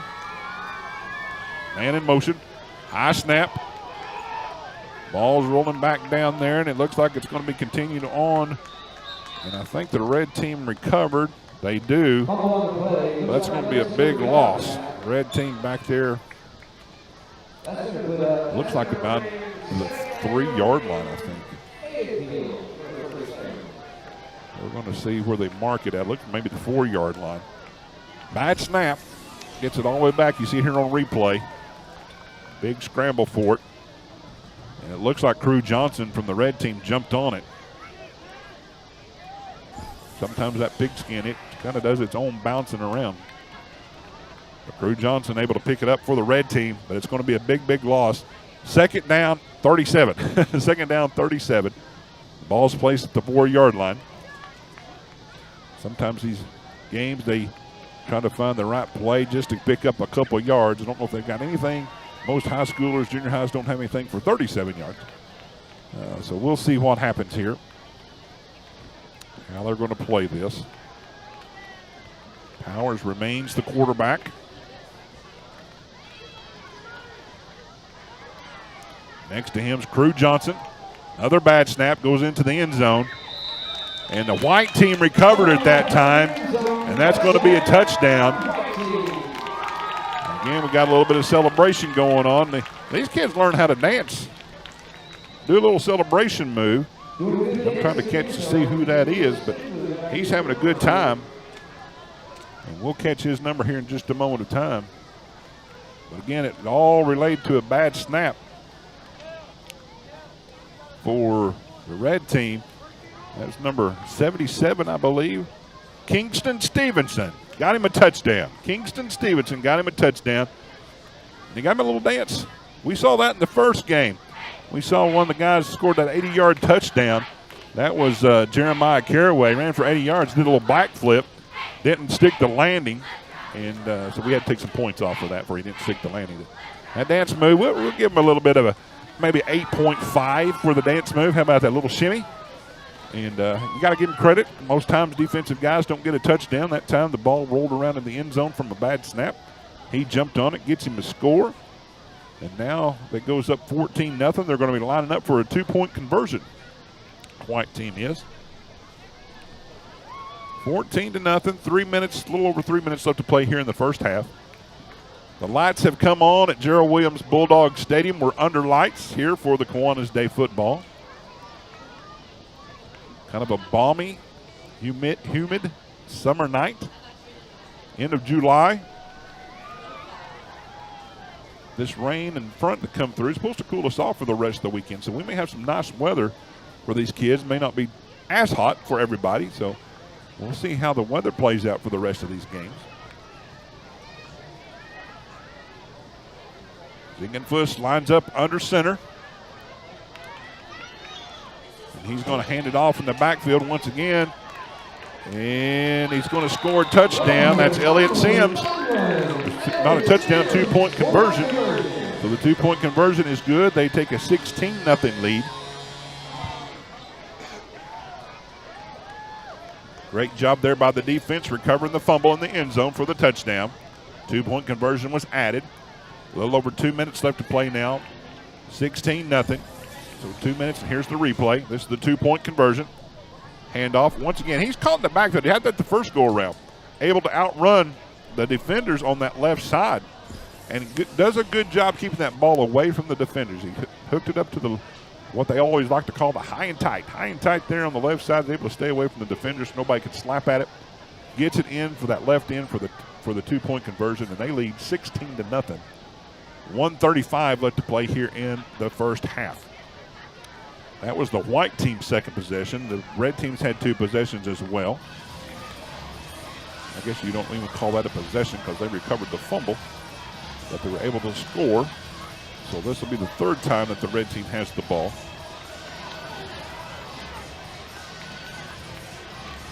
Again, these guys have about 2 weeks of practice. Get fitted for their pads. Learn formations. Learn sometimes how to hang on to the football, how to learn to snap, how to throw. It's sometimes the first time these kids will ever do this. And the love that these kids get out of playing football. And we will see some of these kids at junior high level. We will see some of these kids on Friday night, hopefully at Harbor and at Springdale. I would love to watch and call these games at Harbor. Some of these kids have watched the Kiwanis kids. Zach Irons, who's the voice of the Bulldogs, could not be here tonight. I'm sure he wants to see some of these kids at the Springdale Bulldog Stadium. And we always love having the rivalry between Harbor and Springdale and seeing these guys playing at each other during junior high, but also during the high school games. Great to see these guys come through this. So the red team's going to take over, about 18 seconds left to play here in the first half. And we're continuing to talk. Power's going to take the ball. There's a mix-up in the backfield, so I'm not sure now the running back's got it. He steps outside of one. Now he's got got some wheels on him, and he's moving over people. What a great run there by the red team. Now there's no time left, so can't call timeout. Let's see who that was. Give him some props. But he did a great job there on the run. That was about a 30-yard run for this young man. Looked like he was going to be stopped in the backfield. He's got his shirt all over the place. Number 32. Let's give him some props there. That's Aldo Perez. Aldo Perez. Great job. A little mix-up in the backfield, but as he took the ball away there, he took off around that left side and away he went. So great job. We're going to have the cheer team come back out. This Kiwanis Day cheer team, and they're going to perform for us, and then we'll go to break. We got about a 5-minute break here for the halftime, but we're going to let you watch the cheer team. We appreciate you watching Kiwanis Day football here on the Springdale Athletic Foundation. We'll take a break right after the cheer team performs.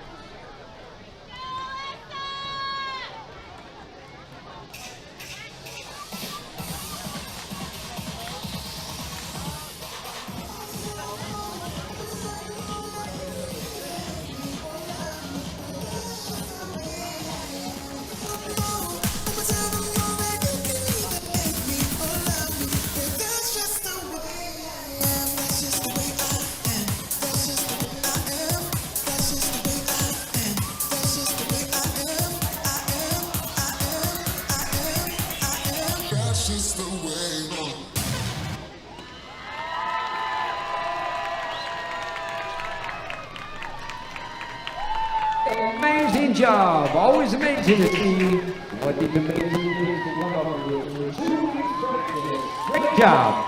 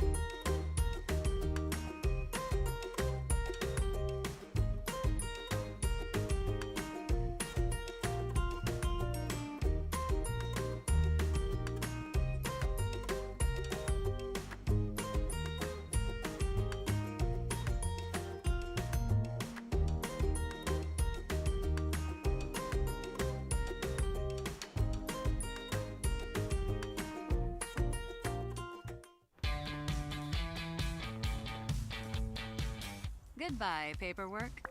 Hello, convenience.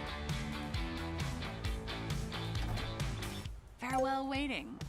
Hello, personal service. Catch you later, dreaming. Hello, planning. Buy your dream home, connect with a personal banker, and easily schedule an appointment with digital tools from Arvest Bank. Goodbye limits, hello possibilities. Arkansans appreciate community. We work and raise families, care for our neighbors, and come together in good times and bad. At First Security, that local strength is what we love best about our home state. There is commitment here, and heart, and hope. Thank you to everyone who is standing together, learning from one another, and making Arkansas a place we all love to call home. We're proud to be your community bank. During the Great Depression, nothing came easy. But with just 5 cents, an old truck, and a load of hay, John Tyson and his family found a way to deliver quality chicken to other hardworking people. Today, Tyson continues to find new ways to help put a chicken in every pot. Because people deserve farm-raised chicken of the highest quality. At Tyson, we remain committed to this simple promise: to always keep it real, to always keep it Tyson. My name is Adobe, and this is my Chick-fil-A success story. When I started as a team member, I was pretty shy and struggled with my confidence. And now, that same shy person, she owns her own Chick-fil-A restaurant.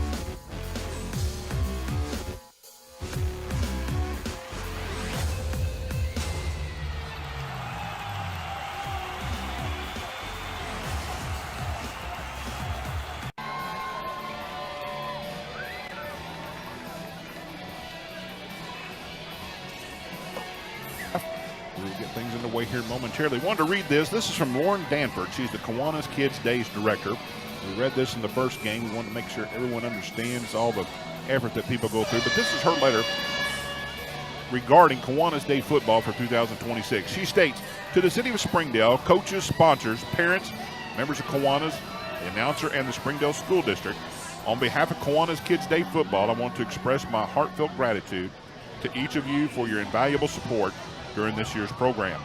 It is because of your commitment and generosity that we were able to provide a safe, fun, and meaningful football experience to the youth of our community.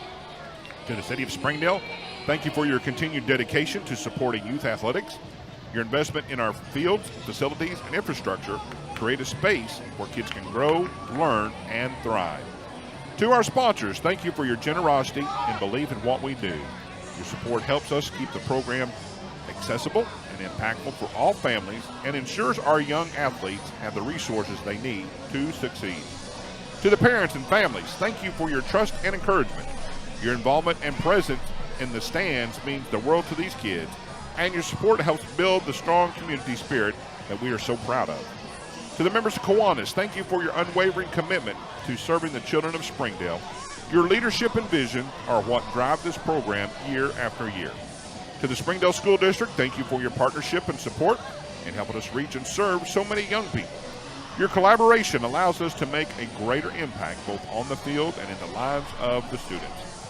And I'd like to give a very special thank you to Jared Park, our announcer, who has served this program faithfully for over 30 years as both as a coach and as announcer for Kiwanis Kids Day football. Your dedication and leadership have become a lasting part of this tradition, and we are truly grateful for your decades of service to our players, families, and community. Kiwanis Kids Day football continues to have a special tradition in our community because of each of you. Thank you for being part of the 73rd Annual Kids Football Day and helping shape the future one young athlete at a time. Once again, that was a letter from Lauren Danford, the Kiwanis Kids Day director. A big shout out, thank you to all the supporters to make this a possibility tonight. Once again, the 73rd Annual Kiwanis Kids Day football. And Kiwanis has been around in Springdale for 80 years, over 80 years here in this community, and does a great job in this community and has done a great big support for everything that they do. And we'd like to thank all of the Kiwanis Kids sponsors once again. Glenn Plumley, he's the president of the Springdale Kiwanis Club. Does a great job. I see him down there on the sideline walking back and forth. And he's always excited to see this game get underway. We started off with a little bit of weather delay. Lightning was in the area, so it caused us a little bit of delay. But we've got this thing underway here, and right now we've got a 16-0 lead getting ready to start the second half. The clock has started. Again, 20-minute halves. Clock has started. And we're going to get this second half underway as they get lined up. For the white team again, this is going to be Jaquil Zingenfuss. Again, we want to make sure we can do our best to get these names correctly. Now we've got a penalty. Looks like there is going to be a offsides against the defense, a 5-yard penalty. So that will be 1st and 5 for the white team. Ball will be placed at the 25. The white team now will be moving left to right on your television screen. Zingenfuss goes under center. And now they're probably going to give the 5 yards back because everybody moved except for the ball. Kiwanis Day football. These are the 3rd and 4th graders that we're seeing out here today. So what we saw as 1st and 5 will now be 1st and 10, kind of like we started the second half. First game, the second half, we saw the 80-yard touchdown run by the red team. And they did a great job. They won 36-0 in the first game. This is the second game of the night. Again, we're about an hour behind due to the weather.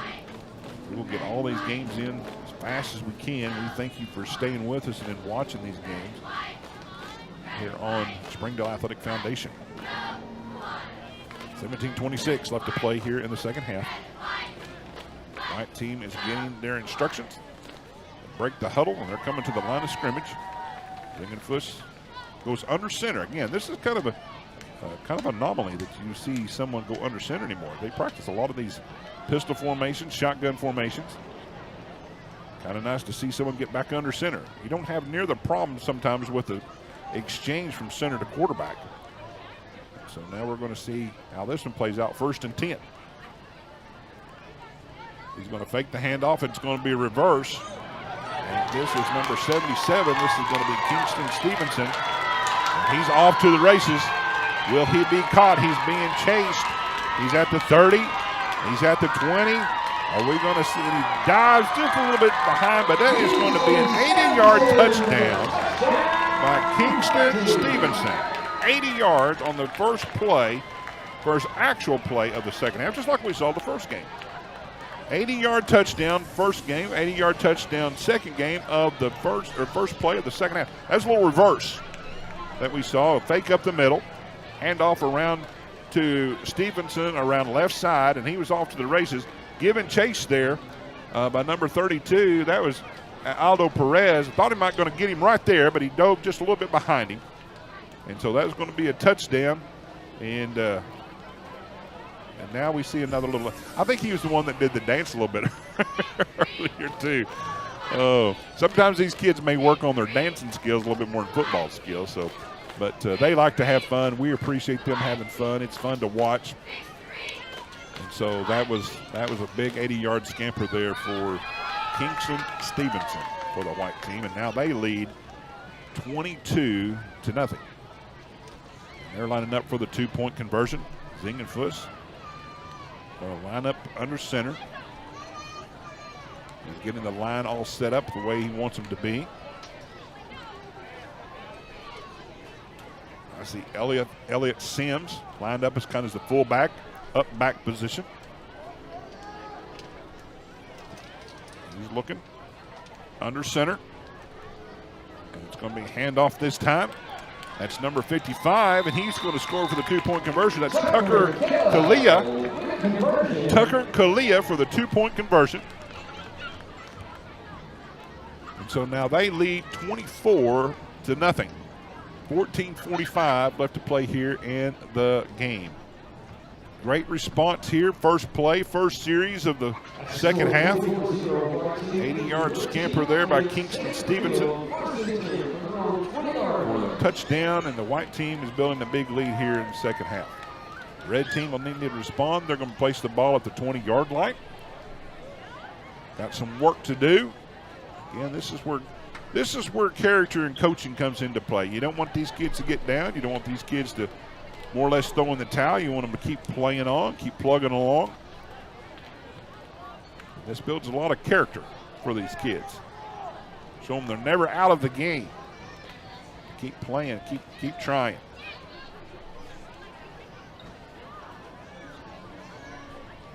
They're getting lined up here for their first possession of the second half. Had a little bit of run there in the first half. They did a great job. But there toward the end, saw Crew Johnson on a big run, about 10 yards. They're close to the end of the first half. So now we've got everybody lined up again. Trying to get a little closer to the football there, Coach.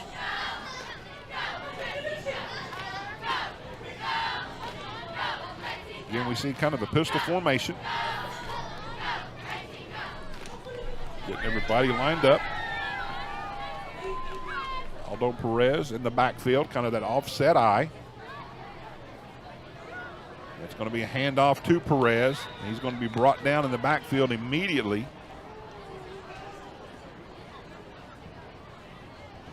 Great job by shooting that gap there on the white team.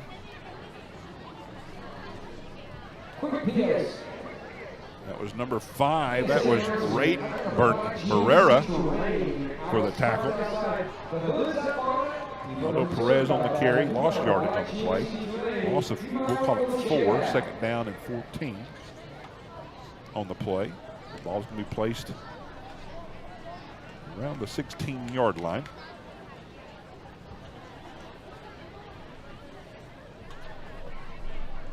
Sometimes these are these kids' first experience in football.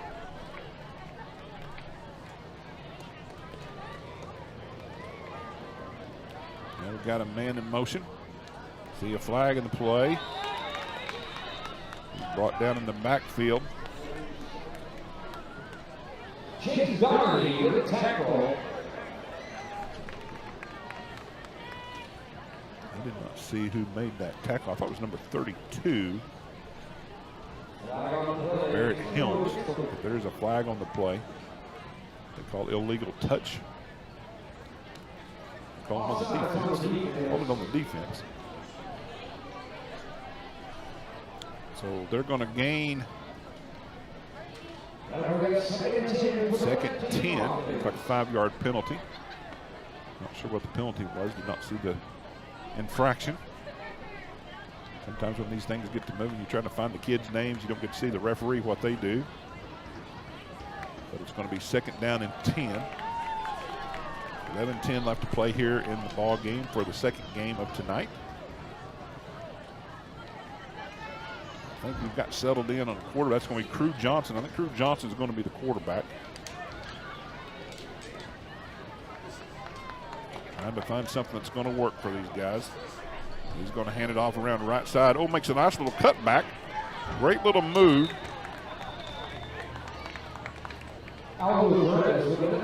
Perez on the keeper, or on the handoff, I should say. Looks like he didn't get much out of that. Good job on the defense. Carter McCutcheon was the one that made the tackle out of the safety position. Shot the gap and able to bring him down. We have another penalty. Backing them up to about the 10-yard line, so it looks like they did have a penalty, a hold of some sort. Not sure what that was. We don't have the referees that are mic'd up, know what it is. It's just, here's the penalty and here we go. So again, apologize for not keeping track of the penalty that's coming up. 2nd down, 20. Ball's placed at the 10-yard line. A little farther back for the red team to go. Drew Johnson is the quarterback. Perez is lined up with him on the right side, offset eye. Pistol formation. He's going to look to throw. Throws it kind of down low. It falls incomplete. So it's going to be 3rd down. He gave it a shot. You like to see that. Give them a shot. Let them see what they can do. Well, incomplete. 3rd down and 20. 9 minutes left to play here in the ball game. Coming up next, we will have 3rd and 4th graders. It will be the blue and gold team. Continue with 3rd and 4th graders, be blue and gold. They will play next. Now, the losers of the next 2 games will play tomorrow at 7 o'clock. 3rd and 4th graders, whoever loses this game and the next game, will play at 7 o'clock tomorrow. So that will kind of give you an idea how things are going to go. This is going to be a handoff. Oh, and he's met in the backfield. What a great play there in the backfield by the white team.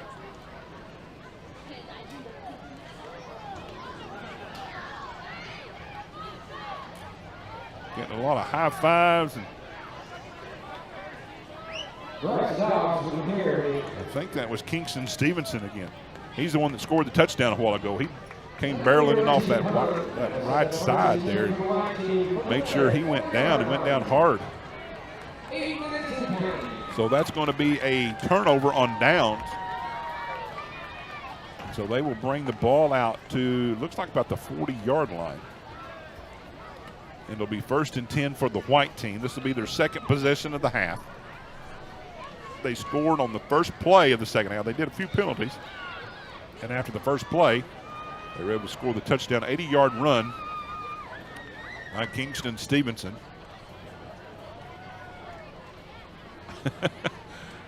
Sometimes, hey, coaches tell you to follow your man. Go where your man goes. One was running off the sideline, and the red guy, he was falling off with him to the sideline. He realized he's not in play. So he had to come back to the field. Good coaching. Good understanding of what he needed to do. Just he was not going to be on the field for this play. 1st and 10. Ball placed at the 40-yard line. Zingenfuss lines under center again.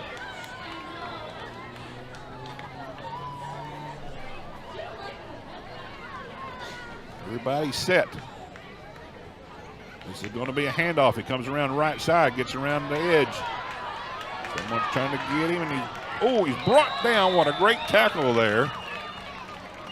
That is Brooks Zaborowski. Big number 74 there for the red team. He was able there to bring him down. I'm trying to get what I've got here. I've got names, but I don't have numbers. Let's see if I can find him real quick. Here we go. Z White on the tackle. Great job, Z. Turned him back in, but Zaborowski picks up a few yards. Looks like picks up about 8. So we'll call it 2nd down and 2. Brooks Zaborowski. Ball will be placed at around the 32-yard line.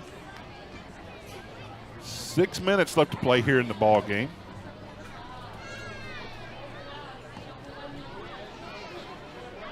White team leading 24-0. Getting everything lined up again. Zingenfuss gets under center. Going to hand off. Nope, he's going to keep this time. He's going to scamper around left side. He's got a lot of room. Makes one man miss. He's going to come in for the touchdown. And then he kind of pushes the guy away there at the end. That's going to be a touchdown for Jaquil Zingenfuss. 32 yards for the touchdown. Great run. Great fake. Coming around set that side, left side. Able to get around the edge, make one man miss, and then it was off to the races. It didn't look like anybody's going to catch it. So another score. They're leading 30-0. White team over the red team. They're lining up for a 2-point conversion.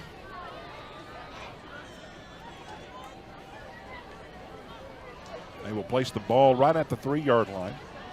You always have a hash mark there for the extra point or 2-point conversion for high schoolers and for these Kiwanis Kids Day football.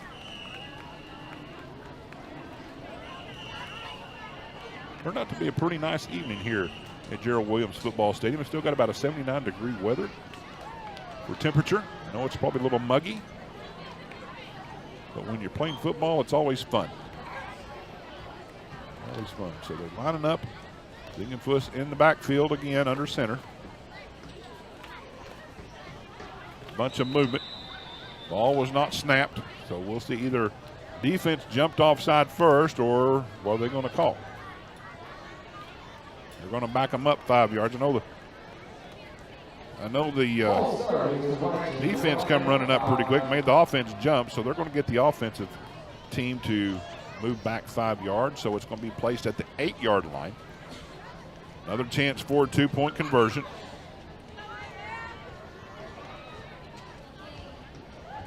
Zingenfuss in the under center. And they moved again. Not sure if that's on the quarterback. Coach and quarterback are talking a little bit. Got to get that snap down. And back them up another 5 yards. So now they're going to be at the 13-yard line for this 2-point conversion attempt. Calling out the play. Zingenfuss under center. Now he hands it off. Oh, but he fumbles the ball. That was Isaiah Gonzalez. Had it for a moment, just fumbled it. So the 2-point conversion is no good, but they still lead 30-0. The red team will take over on the 20-yard line. 1st and 10. 2:33 left to play here in the ball game. Giving all these guys a chance to play. It's great to see. Great to see all these guys a chance to play. Parents are happy. Grandparents are happy. Again, after they're done, they probably want to go get some ice cream. It's getting late now. They may not be able to get some ice cream. 9 o'clock. We're going to be here a while. We're going to be here. I don't know the rules, if they can start games at a certain time or not, but it's already 9 o'clock. Again, we had about an hour delay for weather, lightning in the area. We had one delay about 30 minutes. We were supposed to start around 6:15. Teams were on the field. And as they were on the field, another lightning strike. You can see it here from the press box. Cracked down just right to the east of us, and so they had to put another delay on for about another 30 minutes. And actually, that lasted about 45. So we've probably had an hour and 10-minute delay before we got the first game underway.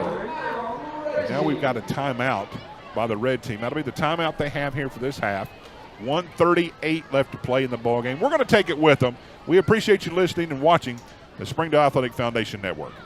Again, thanks so much for doing all this possible. We're the pink shirts. If you're not a Harvard cheer team, give us a wave so we can make some noise from you, please. Hometown. That word still means something here. It means we're neighbors. We do the right thing. We care about your family. And you deserve the very best every time you walk in the front door. Harps. Hometown fresh. We are back. Short commercial break there. Short timeout. Red team's ready to go. This is going to be handoff and back up the middle we go. What a great job there by the white defense. That was Kane Moore. Excuse me, not Kane Moore. That, as far as the running back goes, that was, make sure we get them right here. We try to do our very best. I apologize. I thought I had the right number. I may not have, so I do apologize. I thought it was number 11. If I missed that, I do humbly apologize again. But he was met in the backfield. A great stop, great read, bringing him down. We've got a minute left to play here in the ball game.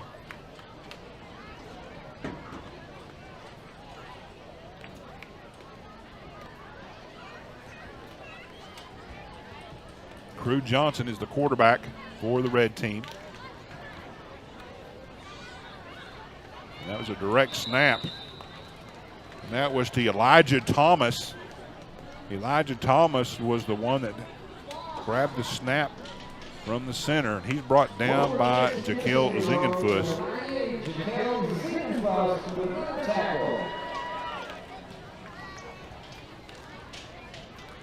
Snap was kind of high on that play. He was able to corral it there. Elijah Thomas was able to corral it, but it was brought down immediately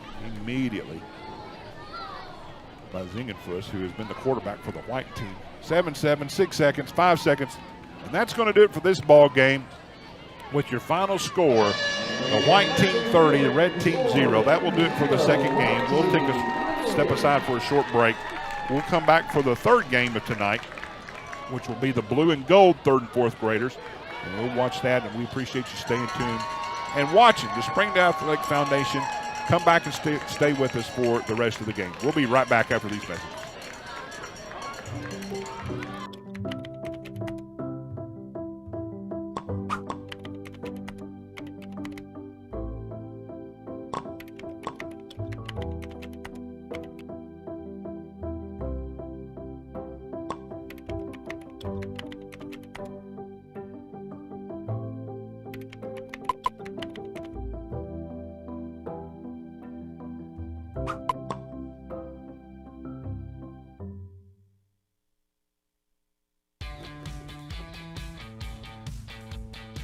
Goodbye, guessing. Hello, confidence.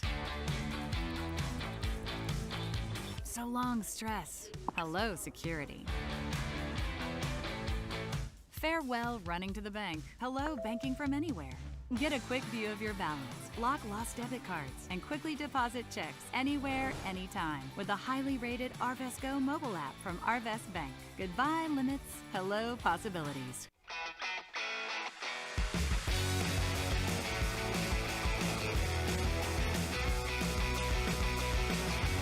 Advanced Manufacturing needs you. For every 4 jobs, there's 1 applicant. Let business industry training take you to the next level. Either as a startup or as an incumbent worker, BIT has your menu. I came to BIT to advance my skills in the electrical control field. If you want to better yourself, you need to come to business industry training.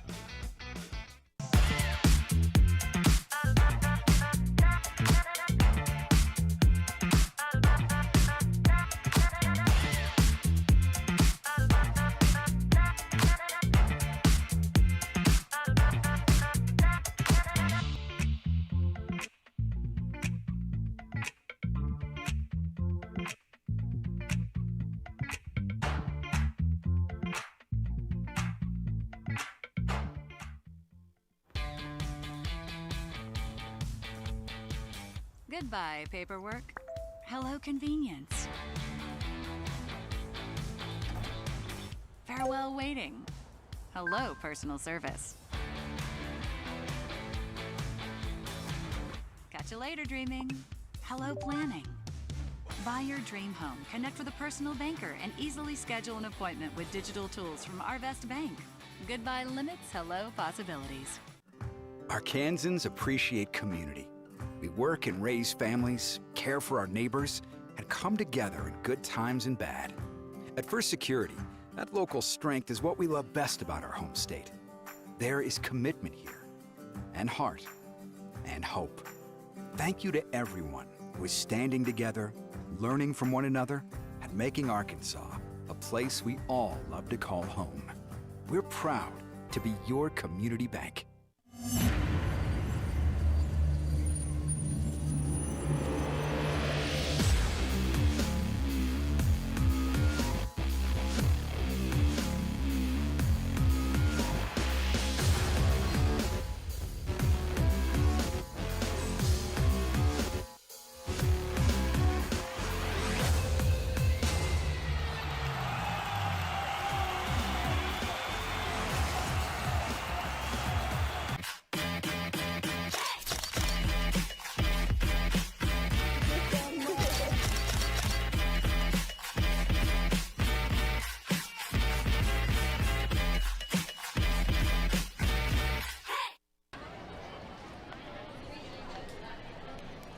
We are back at Gerald Williams Bulldog Stadium for the third game of tonight. And this will feature third and fourth grade teams. There'll be a blue team and a gold team. Blue team will be on offense first. And gold team will be on defense. And we're going to get right underway here. 20 minutes. They'll start the clock. We'll go through here with the rosters and coaches here in just a moment of time. We'll make sure we get a lot of names mentioned in for this group of people. Blue team will take over. And it looks like the quarterback is going to be John Maddox. We'll call it Maddox. Make sure I say his name right. John Maddox will be the quarterback. He's split off. They're in the backfield. Number 5, that's Harp Abraham. One side of him. And try to get another one here in just a moment of time. But Maddox will be the quarterback, the signal caller for the blue team. They are lined up and ready to go, giving instructions. Lining up in that pistol formation. Now they're still looking, still waiting. I don't know if they're waiting to wind the clock or what is the deal. There we go. Now the clock is wound, and we're ready for some football. First snap, and this is going to be handoff to Abraham. He's coming around the left side. He's got a lot of room, and he is going to be tackled there. That is Waylon Green with a great stop. But that was Harp Abraham with a big gain. 20-yard line, close to the 40. We will call it to, let's see where they're going to mark it at. We'll call it 30, call it the 38-yard line. He's brought down 38. So 18-yard run by Abraham on the first play. Great scramble on the left side there. And then we also seen there's a great tackle there by Waylon Green. Great tackle there, an open field tackle. That's what you like to see. You like to see great technique, able to bring them down. Great run, great block. That was a great play all the way around. First and 10. Snap once again. This is going to be to the right side. It's going to be a fumble on the play. And I think he was able to cover it back up. That was Boyd Sion. Boyd Sion was the running back. He started off to the right side, got bumped down. Ball came out. He was able to jump back on it, but it's going to be a loss of 3 yards. Second down, 13. Going to place the ball back at the 35-yard line. Great reaction there by the gold team. But we see there Sion was able to jump on the ball before a turnover. Great reaction time. Again, we'll go over rules, we'll go over rosters here in just a moment of time as we go through the game. Second down. There's the pitch. It's going to look like Sion again. He slips down again this time. Don't know if he was really tripped up. We'll give him some credit here. Wesley Green, we'll give him some credit. Able to get that hand out and trip him up a little bit. As he was cut back, Sion was trying to cut back. Lost his foot in there, but that could have been due to the trip, so we'll just give him a little bit of credit for Green. And it's going to bring up third down now. Third down and 14. He picked up 1. Again, now if they do not make it, it acts like a punt for fourth down. And they will switch sides. They will switch offense and defense. Blue team breaks. Now what they do is they have their linemen lining up on the ball. They don't get in the huddle. The position players, the skilled players are lining up. There's a bad snap. Ball's bouncing around. Looks like the gold team picked it up for the recovery.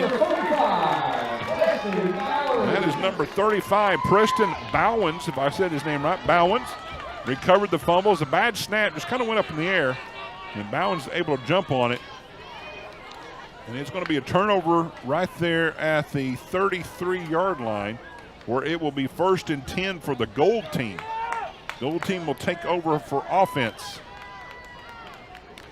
Now they line up, it's very similar to what the blue team did. Linemen are going to line up on the ball. Skilled players in the backfield calling the play. Let's kind of go over some things here. We got coaches. Coaches for the Gold team. Head coach is Justin Mounts. Assistant coach is Michael Green. Justin Mounts, the head coach. And Michael Green is the assistant. They're calling plays.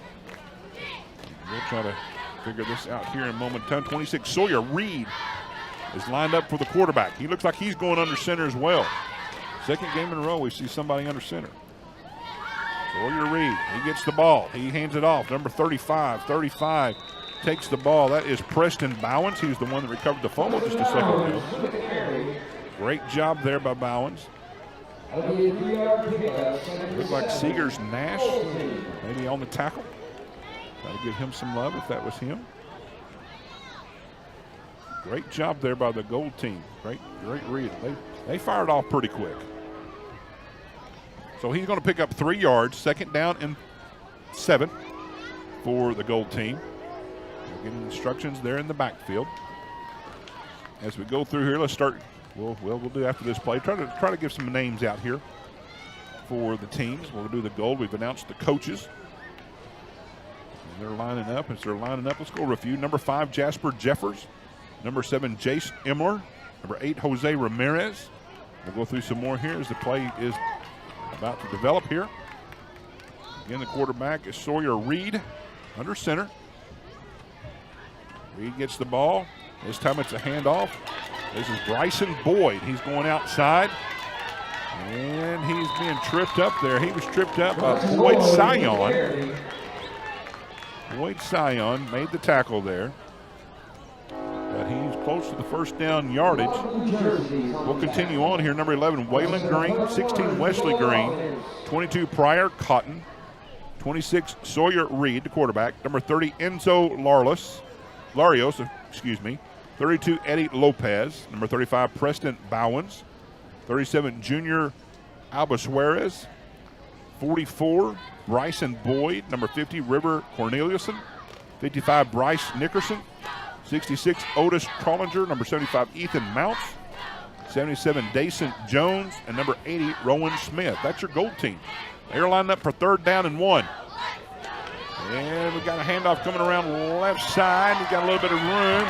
And he shakes one tackle. He's not going to shake the second. That is going to be Preston Bowens on the left side. Looks like he was stopped there by Burks Beckett. Burks Beckett for the blue team, but it's going to be enough for the 1st down. Great run there by Bowens. Ball's going to be placed at the 14-yard line inside the red zone. With this group, we might call it the Gold zone. 13-yard line's where the ball's going to be placed. 1st and 10. Nice little run there. Preston Bowens lines up in the backfield. Sawyer reads the quarterback. Calls out the signals. Also back there is Bryson Boyd. 1st and 10. Reed takes the snap. This time he hands it off up the field, and there's going to be a fumble on the play. Gold recovers it. Got a penalty on the play, too. Try to watch and see what that was for this time.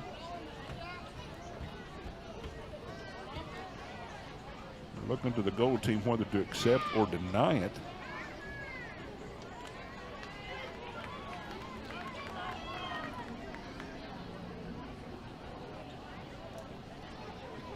It looked like they declined it. I'm not sure if they declined it or not. That was Wesley Green on the carry. Wesley Green had it and fumbled the ball. The quarterback, Sawyer Reed, jumped back on it. But it's going to be a loss of yardage. It's going to be a loss of 3 yards. 2nd down, 13. They break the huddle. Reed under center. Once again, he's going to be handing off. This is Bryson Boyd. He comes kind of off tackle there. Great pilot for the Blue. He's going to be stopped there by Harp Abraham. But he picked up about 8 yards on the play. We'll call 7 yards. So it'll be third down and 6. We'll call it third down and 6. Just at the 10-yard line. We'll call it third down and 6. I think we got third down and 7 on the screen, but it's at the 10-yard line. Either way, it is third down.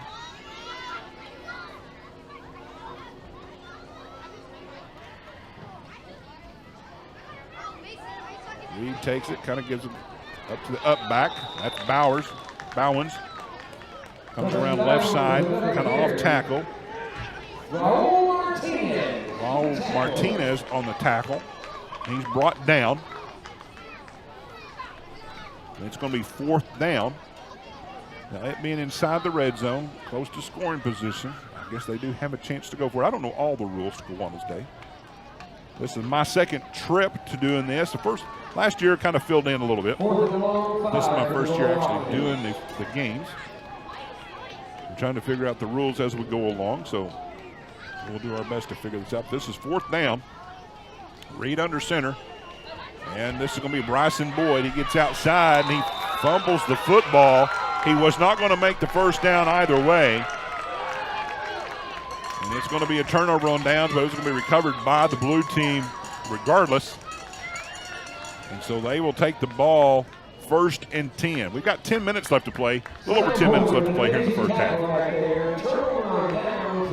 As we do this, let's go over the Blue team just real quick. The coaches are Chris Cawthorn, he's the head coach, Matt John, Austin Spencer, and Moy Harp. If I say that name right, Moy Harp. And then for the players, number 5, Harp Abraham. Number 7, John Maddox. Number 8, Boyd Sion. Number 8, Cawthorn Jackson. Number 16, Stratter Schilling Remington. Number 22, Spencer Grayson. Then they're coming up, breaking the huddle, so we'll get some more names here in just a moment of time. Maddox is the quarterback. He's surrounded by Abraham and Sion in the backfield. And there's a snap, and he's going to throw it. He's going to throw it out there, and what a great catch. Looked like a little screen set up out there. He bounces off one tackler. That was complete to Spencer Grayson. We just mentioned his name, so great job there by the throw from Maddox to Spencer Grayson. Little screen, picks up about 5 yards, second 5. Nice little play there. Let's continue on. 26, Burks Beckett. 30, Perea Evan. 32, Welch Xander. 35, Vargas Ulysses. 37, Adams Liam. We got another play. We'll get some more here. We're trying to get them all in here. There's going to be a handoff. I believe this is going to be Sion. He gets around the left side. He's got a lot of room. Cuts back inside. Look out. We've got a race on. He is down to the 45, 40. He's looking back. He's down to 20. I don't think anybody's going to get him. That is Boyd Sion, and that is an 87-yard touchdown by Boyd Sion. Great run as he got through the line. Kind of had to pick and weave, but he did and got through for the touchdown. And they take an early. Excuse me, they've got the score up there wrong. It should be at 6-6 right now. Yeah, there we go. Now they're fixing it right. Excuse me, 6-0, not 13. 6-0 is what we've got here. And they'll be lining up for the 2-point conversion. But once he got through that first little wave, it was like him looking back there. Just keep on running. Keep your head straight and keep on running. And there he gets in, does a little airplane flying through there. One thing, again, what these kids like to do, they like to show off their skills dancing and having a good time. So fun to see that. Fun to see. Now, when they get a little older, they get into high school, those things aren't permitted. They get usually flagged for things like that. So, but it's fun to watch these kids have a little fun out here on the playground. So now they're going up for the 2-point conversion, and that's going to fail. That is going to be Boyd Sion again. Looked like a little bit of a mix-up in the backfield, but the 2-point conversion is no good. And so the score is going to remain Blue 6, Gold 0. And so the Gold team will come back out on the field. 1st and 10 at the 20-yard line. And Not a bad little series. I thought they both played a pretty good series. Gold got stopped on it was a 4th down play, but they did fumble the ball, so it was a turnover. But they were not going to make the first down either way. But so great response there by the blue team, getting in the open field. Had an 87-yard touchdown on that play, so great response by the blue team. Now we'll see here what Sawyer Reed and his bunch can do for the Gold. In the backfield, once again, we saw Preston Bowens. He's in the backfield. Also see Waylon Green back there. I think they're calling timeout. Gold's going to take a timeout. This will be the timeout they have for this half. 6:34 left to play here in the first half. We're going to take a time. Well, hold on. We're going to keep everything going here. They called timeout, but they're going to keep the play going. So my apologies. We'll keep it right here. We see Reed's going to take it. And he tried to throw it out there to that side, out to Waylon Green. Falls incomplete. Not a little pass there. Falls incomplete. 6:16 left to play in the first half. Again, we have 20-minute halves, both first and second half. They have one timeout apiece. They all have one timeout apiece, so they didn't. It looked like they called timeout. They gave them a timeout, but they kept the play going. They wanted to hurry up and keep everything going. So that play was given, but the timeout was given to Gold, so that's the one they have for the first half. So we'll continue on. Play continues. Sawyer Reed, quarterback, under center. This time he's going to have Bowens. Bowens cuts back, got a little bit of room to the right side. He started off left, coming right. He's got some room. He's at the 40. He's being chased down, and he was tackled down by Boyd Sion. But great run there by Preston Bowens. He picked up about 30 yards on the play. They're down at, let's see where they mark him down. Right at the 49-yard line, so we'll call 29 yards there for Preston Bowens. Started off to the left, kind of the middle left side, and then cut back to the right side, and he was off to the races. But a great job there by Boyd Sion to catch him down. He was the one, Sion was the one that scored the 87-yard touchdown, so he's got a little gas in the tank still. Able to track him down, so we're at the 49-yard line, 1st and 10. Reed under center. Again. And off to Bowens. He's hanging on that ball, cutting back. Here's a cutback again. Got some room, and he's off, and he runs over people. What a great run there by Bowens. Great run there by him, and he cut back, run over a few people. He's going to pick up a few more yards on the play. About 11 yards, 12 yards, and we may have another penalty on the play. So they're going to tack on some more yardage. Not sure if that was a face mask. We'll look at the replay here. Watch this cutback right here. Comes back to the right side, bounces off one. And, yep, there was the grab of the face mask. That was number 26. That's Burks Beckett. Grab that face mask a little bit. Just incidental sometimes, but it'll cost them 15 yards, so it's going to be 1st and 10. Down to the 25-yard line. Another great run there by Bowens. Reed's going to hand off this time. It's in the backfield, and it didn't go anywhere. That's a great job there in the defense. That was Lomay Alex, looks like, in the backfield.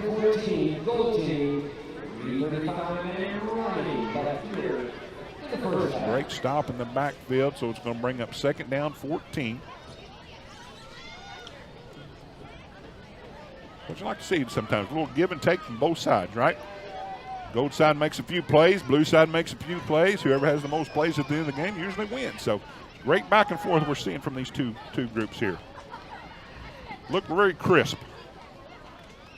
Reed's going to hand off, get bounced up in the backfield. He's scooting around left side, and he's going to be chased down. Great job there by Sion, chasing him down.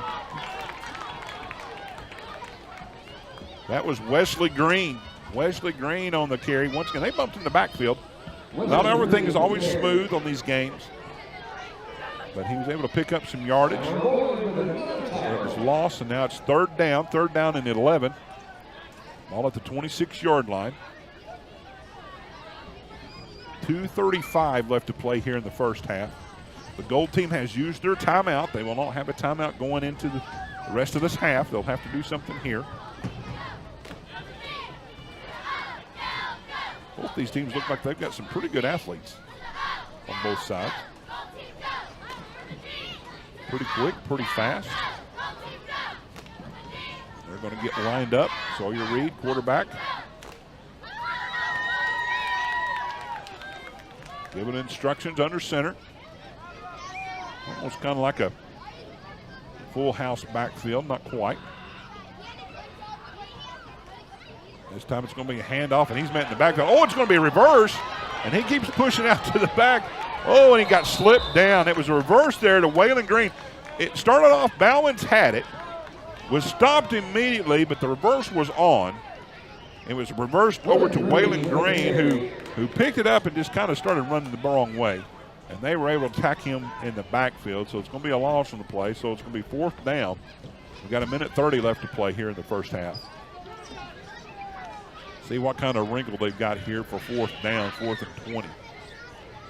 So maybe when they get on this side of the 50-yard line to the opponent's 50-yard line, I guess they can go for it on 4th down. Whereas you're on your own side of the field, at 4th down, you have to punt.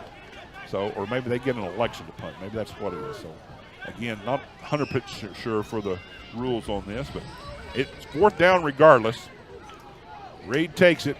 He's going to hand it off. This will be Bryson Boyd.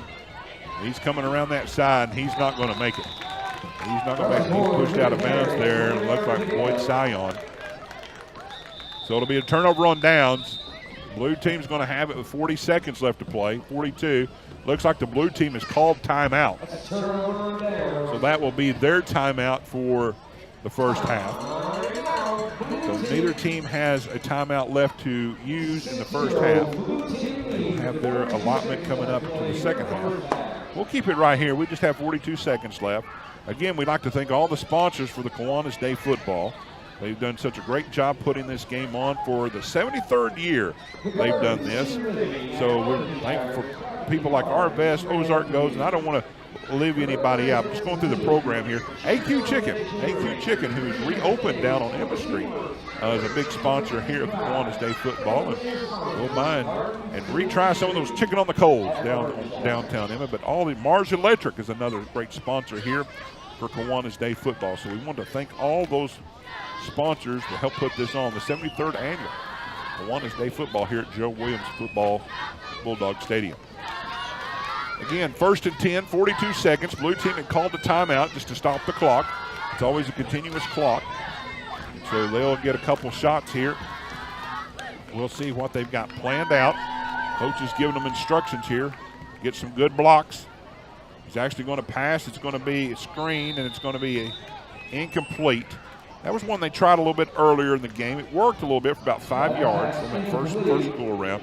This time it was incomplete. I believe that was intended for Spencer Grayson. He did it the first time. That one falls incomplete. Maddox gave it a shot, just didn't quite get it there. But now 28 seconds, 27 seconds. Clock still continues to move, so they're doing a little bit of a hurry up here.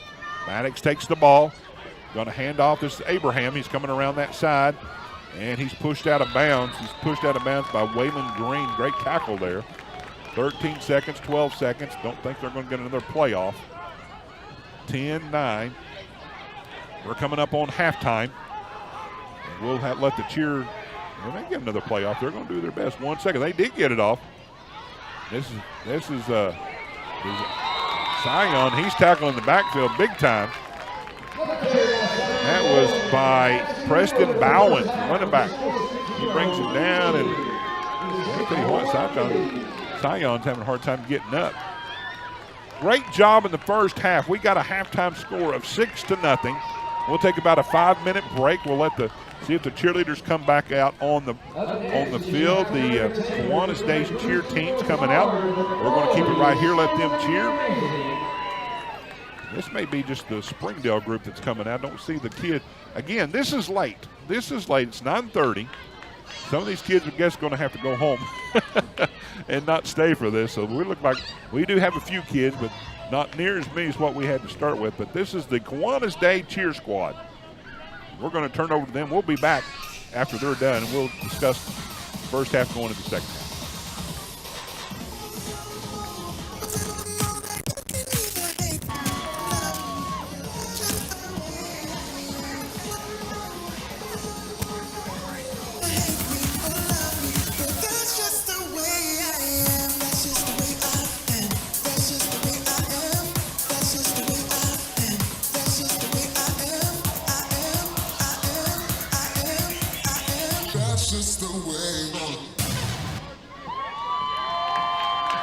Half the group, twice the sass. Let's make some noise.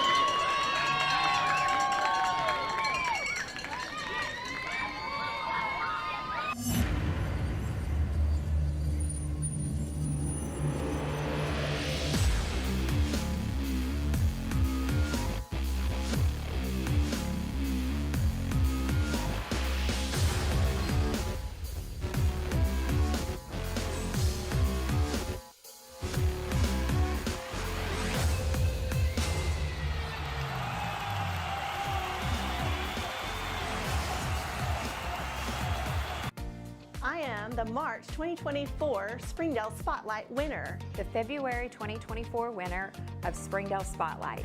I was the winner of the May 2024 Springdale Spotlight. I'm the Springdale Spotlight winner of summer 2024. Use the hashtag Springdale Family when posting about the great things happening in our school. You could win a prize pack just like this. So don't forget, take it and tag it. And you may be the next winner. Hashtag Springdale Family.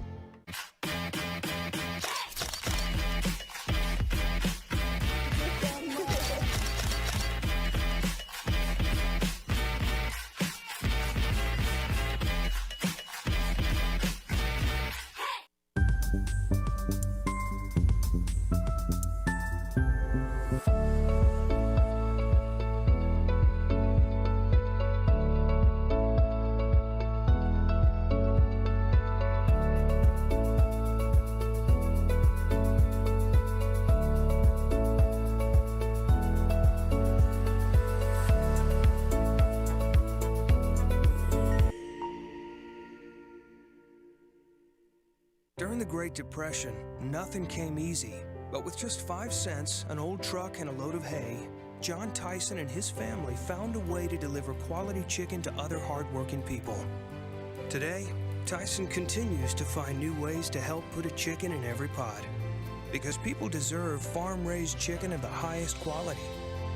At Tyson, we remain committed to this simple promise: to always keep it real, to always keep it Tyson.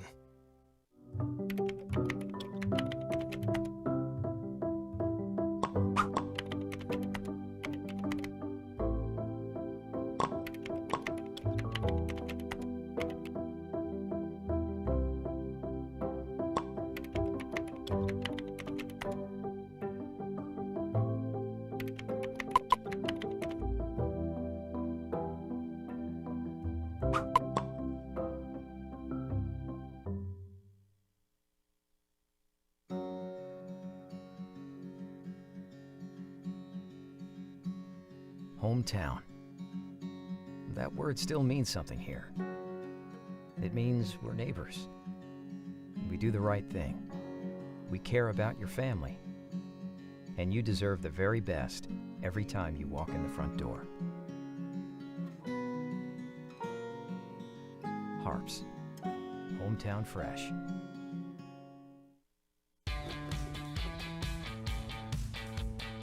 Goodbye, guessing. Hello, confidence. So long, stress. Hello, security. Farewell, running to the bank. Hello, banking from anywhere. Get a quick view of your balance, lock lost debit cards, and quickly deposit checks anywhere, anytime with the highly rated Arvest Go mobile app from Arvest Bank. Goodbye, limits. Hello, possibilities. Of the third game here on Kiwanis Day 2026, 73rd annual Kiwanis Day football program here at Gerald Williams Bulldog Stadium. I'm Brad Spurlock. I'm the voice of the Harbor Wildcats, and we are getting ready to start the second game. Gold team will be on offense first, and they're getting things rolling right away. This looks like Bowens again. Nope, that's not Bowens, that's Boyd. Number 44. Number 44, Bryson Boyd. Breaks tackle there, gets a little bit of yardage on the play, about 2 yards. Second down and 8. Wanted to confirm during halftime. Did not know what the status would be or what games start at a certain time. The fourth game that is scheduled was scheduled for 9 o'clock. This is the 5th and 6th graders. They are going to play tonight. They're going to play after this game, and right now we're looking at the hour about 9:39. It's going to be 10 o'clock, after 10 o'clock before that next game starts. But they are going to get that game in, keep it on schedule.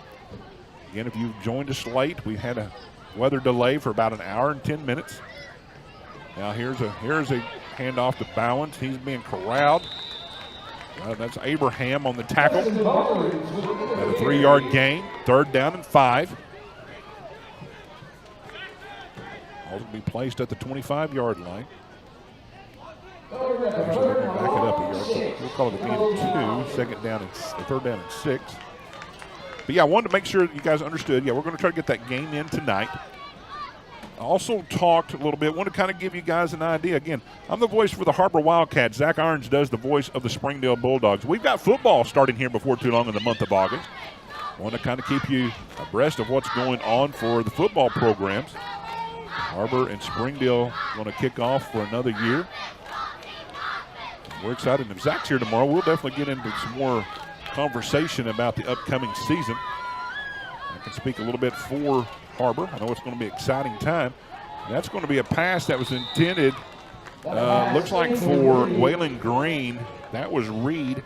Falls incomplete. Had some coverage there, but it falls incomplete, so it's going to be 4th down.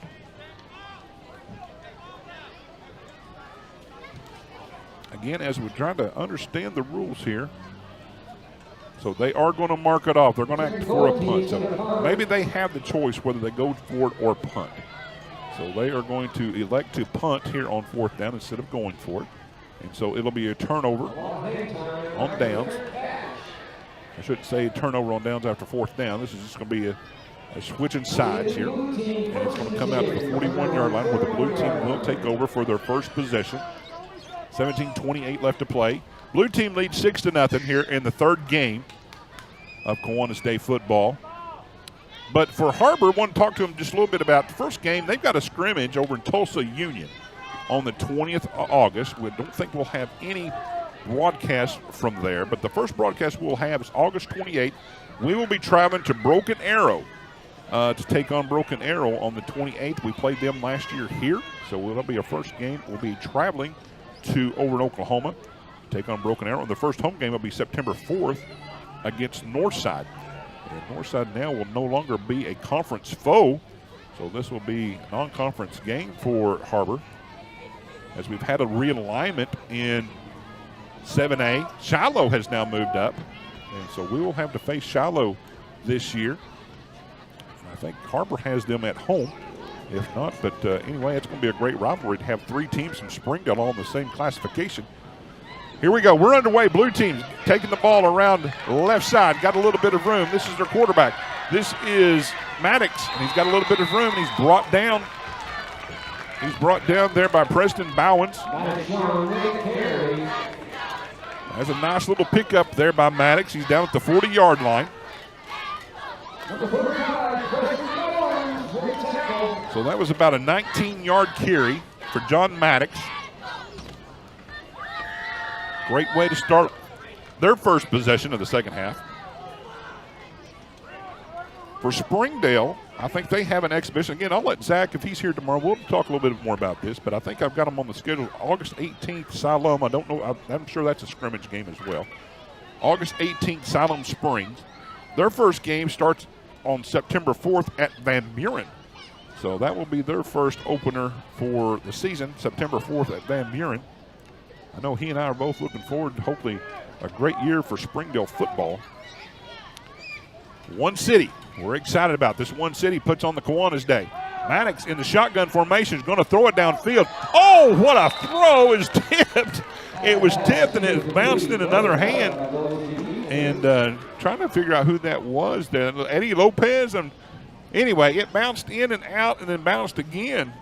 And thought we were going to have a completion on it, but that was a great throw by Maddox. Maddox ran back and just let that thing go. So, but it does fall incomplete. Second down. Second down and 10. Ball's placed at, looks like the 39-yard line. So it was 39. So we'll say he gained 20 yards a while ago. So right at 20-yard gain for Maddox. Now he gets it back. This is going to be Abraham. Comes around left side. Got a block. And he's off to the races, and he's going to be, oh, he got pushed out of, well, he stepped out of bounds. He stepped out of bounds. Rogeli Payton, if I said his, excuse me, I do correction, Rowan Smith there on the edge, but he was blocked out. But we did see that he stepped out of bounds. If I get this right, he stepped out of bounds. So Abraham picks up, we'll call it, 10, 15, about 15 yards on the play. First and 10 at the 25-yard line. As we kind of break down this season, we're excited about Harbor. Harbor's got a good group, good nucleus coming back. They were in a lot of games last year. Record may not have shown it.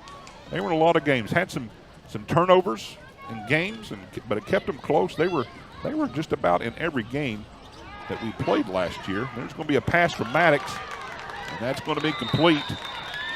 That's Bryson Boyd. Excuse me, I got the wrong team there. Foreigner Ritchie. Ritchie, if I got his name right. Give him some love. So it'll be gain of 3, second down and 7. But going back to Harbor just a little bit, Harbor, again, were in games. They had leads in games, and kind of a lot. We talked about Greenwood, Springdale. Most of the games they did real good between the last 5 minutes and first 5 minutes of the halves, and would come back and take the lead, but have some unforced errors, cost them some ball games. But excited about Aaron Darrenhauer, his second year as coach of the Wildcats, and so we're excited about seeing what's going to take place over at Harbor. And again, Zach can speak a lot more about Springdale. We'll let him do that should he be here tomorrow, and we think he will be. I do not want to put words in his mouth. But either way, we will have broadcast here tomorrow. So it's going to be second down. Maddox hands it off this time. And he's got a little bit of room. That is going to be Sajon. Sajon Boyd with another good carry. And I may be calling his name wrong, so I do apologize. Sajon Boyd. I've been calling their names wrong. So I thought they had John Maddox. Maybe it's Maddox John. And if that is incorrect, I do apologize, because I do have one group that has first name, last name, another group has last name, first name. So I apologize. I do humbly apologize again. So that's Sajon Boyd. I've been calling Boyd Sajon.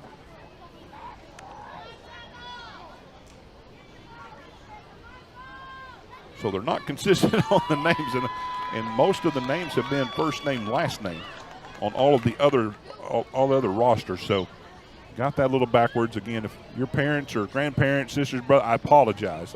So the blue team has their names in the opposite side of what the gold team is. So we'll try to make sure we get this corrected going into the rest of the game. So this is going to be Maddox John. Maddox John is the quarterback, not John Maddox. And now we got some movement along the line of scrimmage.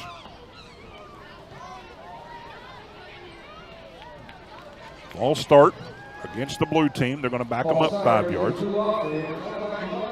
it'll go back to the 20-yard line. It'll be first and 15 for the blue team. So let's try to get this correct. Abraham Harp is the running back. Maddox John. Zion Boyd is the other running back. He had the 87-yard touchdown, so correction on that. Grayson Spencer, I think I said Spencer Grayson. So again, apologize for all the mishap here. This is going to be, as the aforementioned there, Grayson Spencer on the handoff. Looked like a little jet sweep from left side to right side. And he's going to pick up about 3 or 4 yards. So it's going to be second down. We'll call it 11. Ball's placed at the 15, 16-yard line.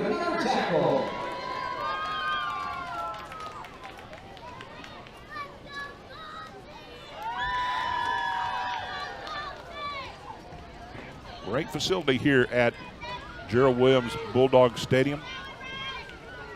So many of you did not know, we talked to Justin Pinkley earlier. He works for the Springdale Fire Department. This is going to be a handoff, and this is going to be Sajon Boyd. Comes around the right side, and he's going to score a touchdown 15 yards out. No flags on the play. Sajon Boyd, second touchdown of the night from 15 yards out. Great little scamper around that right side. And the score is now going to be 12-0. Waiting on the 2-point conversion. going back to Justin Pinkley while they do the 2-point conversion, we were talking here about the facilities when we were probably about 3-4 years apart. Talked about the facilities, how things have changed, and what a great investment Springdale has done here in the facilities, both in Springdale and Harbor, to make their football teams competitive and to give them every opportunity. Stadiums have been great facilities. Speaking for announcing, and I don't want to speak for Zach on this, but the places we go to announce, this is first-class facilities we have to announce at. So thank you for all the people and and we've got a little runner on the field here. He's taking off. He's taking over the field. He's down to the 10-yard line. He's going the wrong way. He's at the 15. He's getting some airtime here at Bulldog Stadium. We've got a kid on the loose. He's showing off his speed. He's showing off his prowess here at Bulldog Stadium, and we're lining up for the 2-point conversion. So this is going to be Maddox John taking the handoff, and he's going right up the middle, trying to get the 2-point conversion. I think he got in. The 2-point conversion is successful. Maddox John, and now it's going to be 14-0. 8:25 left here to play in the game. Great run up the middle, kind of slow developing, but they got in. He kind of reached for it there at the end for the 2-point conversion, so now they take a 14-0 lead with a little over 8 minutes left to play here in the ball game. But again, thankful for the community of Springdale. You guys do a great job of keeping the athletic department. The schools are fantastic. As we talked here, looking years ago, this facility was not here. We had the old places where we got ready behind the visitor station. That's where the home team actually came out of, and the visitors would come out of the old girls' gym, and so they used to have the white picket fence. A lot of conversations go along that white picket fence, and we had a lot of discussion on those in the field. How the field has went from turf. It used to be, when you get around August, September, it wasn't too bad, but right around you get around October, November, rain had come in. It was muddy, dirty, and hard as a rock. Hard as a rock playing football here. But a lot of great memories here. We shared a lot of great memories about our football teams and great stories that we can remember here. And one thing, let's say this about Springdale football for just a moment of time, as the goal team gets ready to snap the ball here. Sawyer Reed under center. He's going to keep it, and he's going to be sacked in the backfield. Great response there by the blue team, sacking him in the backfield. Looks like he was trying to do a little bit of a scramble.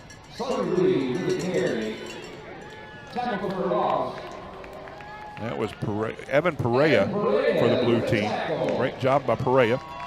Going back to Springdale. Springdale, you guys do a great job. We used to talk about how full the stadium used to be, and I know things have come, and we have the availability to broadcast these games. Let's get excited about the football again in Springdale, both Harbor and Springdale, to fill these stands up. Have some great crowds, get behind our kids, get behind. There's a fumble on the play. He's picking it up, and here comes the Cavalry right back in the backfield. The old team's going backwards now. That looks like Sajon Boyd on the stop. A little fumble in the background. But again, when these stadiums are full, they give such great encouragement to these young men out here playing, especially on Friday night. You know, we have Monday night, we have ninth graders, we have JV, and we just need to be supportive of these young men. They put in a lot of work, a lot of effort, and to have these stands full, well, we just need to get excited about seeing these stands full, regardless of what the records are during the year. These guys put in a lot of hard work and effort starting in August. Two-a-days. I don't know how much they do two-a-days much anymore, but they're in the heat, putting in practice, putting in effort to see a successful football team. May not always come to fruition, but they put a lot of hard work. Springdale, let's get behind them this year. Let's pack the stadiums. Let's get excited. When they go back to school, kids get excited about coming to the games, making it hard for the visiting teams. Let's see what Springdale can do this year in football, both Springdale and Harbor. Maddox drops back to pass. He's going to scramble. Now it looks like he's being tripped up there. That was being tackled there by Nash Seegers. Nash Seegers on the trip up. So that's going to bring up 4th down.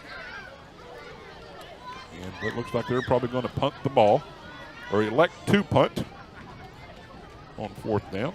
4:55 left to play here in the ball game. Again, excited to see this community get behind their programs. Basketball has kind of taken off in the last few years, been doing great. Baseball. Harbor's had state championship games and teams in baseball over the last 4 or 5 years. Softball's been state runner-ups in Harbor, and I know Springdale is doing their best to compete as well.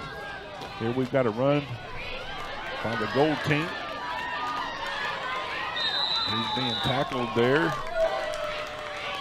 That is going to be Bryson Boyd on the carry.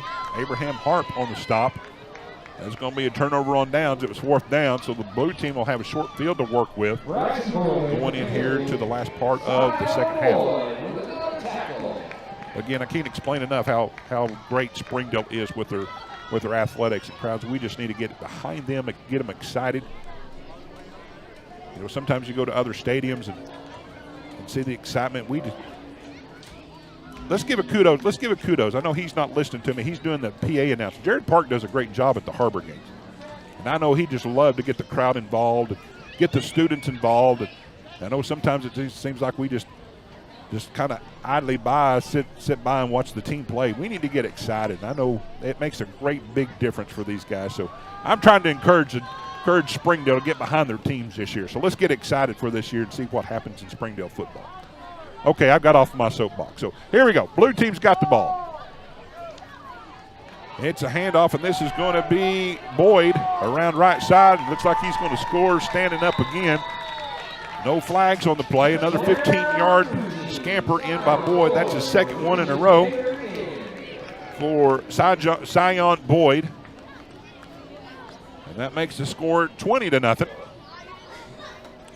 We've seen this, and I'll tell you, Gold's been pretty competitive tonight. But all of our games so far has been one-sided. We've seen teams get the other team get shut out. But I'll tell you what, Gold team has been very competitive tonight. Just had a few breaks here and there, not go their way. Blue team's lining up for the 2-point conversion. This is going to be Maddox John. Waiting for the snap. He gets it. He's dropping back to pass.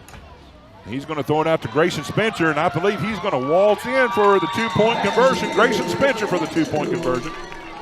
Great read there by Maddox John. It's going to be 22-0. Nice little wrinkle there, and it's almost like a lateral pass, but it was successful. They get the 2-point conversion. A little under 2 minutes left to play here in the ball game between Blue and Gold. Let's see how this is going to play out. So tomorrow, the Blue team will play regardless, and they will play the loser of, let's see what we've got here. It says loser of game 4, so that almost like the 5th and 6th graders. I don't know if that's exactly right, so I apologize again if it is not the right schedule. But it looks like the Blue team is scheduled to play tomorrow regardless.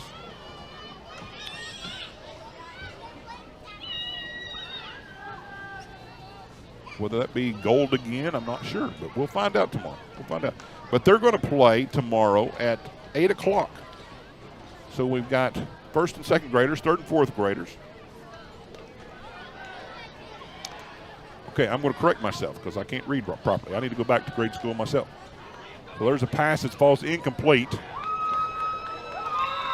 They're calling it a lateral. They're calling that a lateral, so it's going to be a loss of the play. Let's go back to what we're saying here. So what it's going to be, a correction, it's going to be grades 3 and 4. So it's going to be, it'll be the red team from tonight who lost 30-0. And it will more than likely be the Gold team tonight. We've got 35 seconds, so it will be the loser of game 2, the loser of game 3. So there we have it corrected. So that will start at 7 o'clock. That will start at 7 o'clock tomorrow. So that will be, right now it's set up to be in red and gold tomorrow. Red and gold tomorrow at 7 o'clock. Gold is getting a few last snaps in. No play on that one. So we've got 13 seconds, 12 seconds. Not sure they'll get another play off. So now we've got the schedule set. Again, folks, I apologize for the names. Like I said, most of the names are listed down here are first and last name. And then the other one has got misplaced the other way around. So completely apologize if I butchered any names. It was not intended to do that. But that's going to be the end of this game with the final score. It's going to be Blue 22 and Gold 0. Thank you once again for joining us here on the Springdale Athletic Foundation Network. We'll come back for the fourth game, which we will play. 5th and 6th graders, red and white. And we'll be back as the teams are going to shake hands. We'll be back after these messages for the last game of the evening. Stay with us.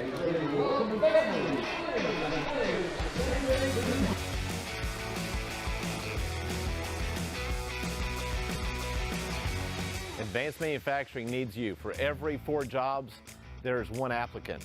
Let business industry training take you to the next level. Either as a startup or as an incumbent worker, BIT has your menu. I came to BIT to advance my skills in the electrical control field. If you want to better yourself, you need to come to business industry training.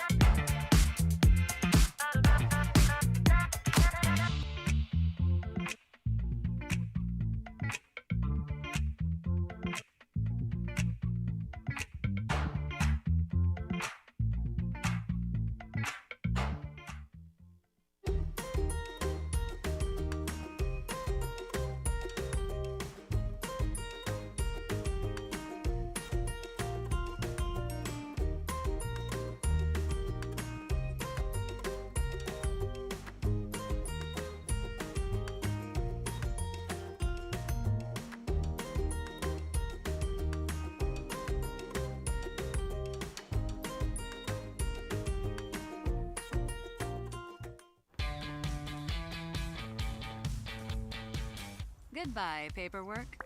Hello, convenience. Farewell, waiting. Hello, personal service. Catch you later, dreaming. Hello, planning. Buy your dream home, connect with a personal banker, and easily schedule an appointment with digital tools from Arvest Bank. Goodbye limits, hello possibilities. Arkansans appreciate community. We work and raise families, care for our neighbors, and come together in good times and bad. At First Security, that local strength is what we love best about our home state. There is commitment here, and heart, and hope.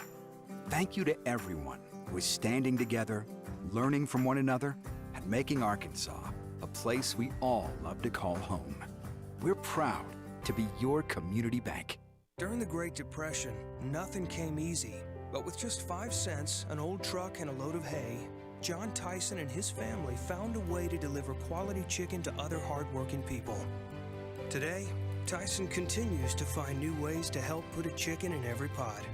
Because people deserve farm-raised chicken of the highest quality.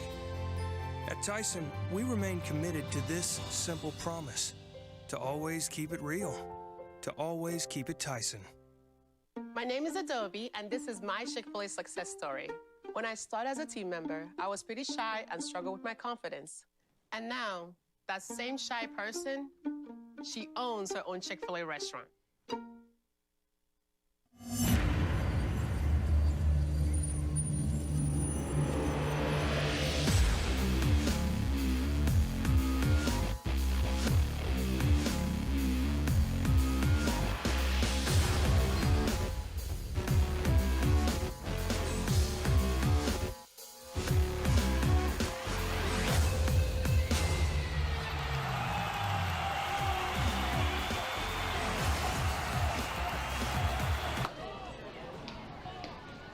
Welcome back to Gerald Williams Bulldog Stadium for the last game of the first night for the 73rd annual Kiwanis Football Day program here at Springdale. Great community here in Springdale put this on for the 73rd time, sponsored by Kiwanis, who's been here for 80 years. Lynn Plumley's the president of the Springdale Kiwanis Club, does a great job. Proud of our sponsors. Presenting sponsor is RAD, and all the presenting sponsors, we appreciate them, but they are the presenting sponsor tonight. Gold sponsors, Arkansas Children's Hospital. Appreciate them. We'll go over some more here. We'll go through some lineups here in just a moment of time. But we're ready for football for the last game of the evening. This is the 5th and 6th graders. So we'll see some speed. We'll see some tackling and see what takes place. So we got the white team against the red team. Kind of fitting here for Springdale. In the Gerald Williams Football Stadium. And the clock has started and we're underway. It's going to be we're in the round. And the first play we see here for the white team, it's going to be reversed. Make sure I get this right now. Abel Arthurs. They've got the names listed correctly. Abel Arthurs for the first carry, and he's going to pick up about 8-9 yards on the play, so it's going to be second down. Probably see a little more in and out of the huddles pretty crisply. More attention to details here. Attention to details. We'll give you the lineups as we go through here along with the coaches. Second down, 2. Man in motion. That's going to be the handoff, the man in motion. That's Ledger Fitch. He's coming around left side, got outside a little bit, and he's off to the races. He's got some speed. He's down the sideline. He's at the 40, the 30, and he's getting a great block there on the end. It's going to be a touchdown, and that's going to be Ledger Fitch, and that is going to be a 72-yard touchdown for Ledger Fitch for the second play of the ball game, and an early score for the white team. 72 yards on the scamper, and that was kind of a little end around. As we watch this here as he comes around. Now watch it. He gets a great block here at the end. Give credit to number 98, Anthony Hernandez, on the run here, but he gets just a kind of a little block there. Abel Arthurs, he was the one that carried the ball the first time. But that's 72 yards for the early 6-0 lead. And right away, we've got excitement here on the second play of the ball game. 18-17 in these first 20-minute half here at Gerald Williams Bulldog Stadium. What a great way to start this thing off. They're lining up for the 2-point conversion. We'll figure this out here. Camden Bartz is the quarterback for the white team. Bartz looking, he's a left-hander. He throws it over the middle, little hook pattern there. That was complete for the 2-point conversion. That was complete to Isaiah Davis. Isaiah Davis for the 2-point conversion. That's a little slant pattern, not a hook, but it's a little slant there off the line of scrimmage. It gets the 2-point conversion, and just like that, we have an 8-0 lead for the white team. So we'll see the red team their first time on the 20-yard line and see what they can do. But a great start by this white team. We've seen some explosive plays this first day. Unfortunately, for the most part, we've seen lopsided scores, but we've seen some explosive plays by some of these young men. Again, these are 5th and 6th graders. These are the ones that have been going in. Some of them will be going to junior high next year. Start seeing some of our feeder schools get some of these young men. Again, hope they stay excited, have some great future stars here for the Springdale and Harbor teams coming in another 3 or 4 years. Red team under center. This is going to be handoff. Well, we got a big guy running up right out the middle. Boy, he did a great job. Number 66 for the red team. That is Jesse Carrizales. That's a big boy. That's a big load to bring down. Looks like he was stopped there by Abel Arthurs. If I got the right number there. But, man, what a great run off the bat. Did we get a penalty down here? He picked up right at 9 yards, maybe 10. Well, I see what they're doing. The chains moved too early, so he's short by about a half a yard. So it's going to be second down and 1. Second down and 1, so a 9-yard pickup there by Jesse Carrizales. Oh, and he is met in the backfield that time. That did not go anywhere.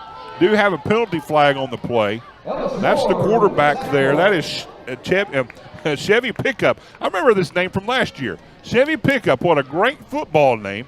We got a penalty on the play. I guess we've got I don't know if he hit him in the head. He hit him kind of high. And he is going to be flagged for 15 yards. White team. Yep, they're calling helmet to helmet, looks like. They're calling helmet to helmet, I think is what they're calling. So big break there for the red team. Chevy Pickup, quarterback for the red team. Now there's a penalty flag there. I don't think they got the play going, so we're going to stop play. So what they gained in a 15-yard penalty, they're going to back up 5 yards for illegal motion. So it's going to be first down and 15. Chevy Pickup. Yeah, I remember him from last year. I think I remember him from that game last year. Zach and I talked about that a little bit. What a great name for this young man. These are some of the guys we remember from some of them last year. So they're staying with the program. Again, you want to see them to have the excitement, continue on in their football career, get stronger, faster, make a big difference here in the Springdale programs.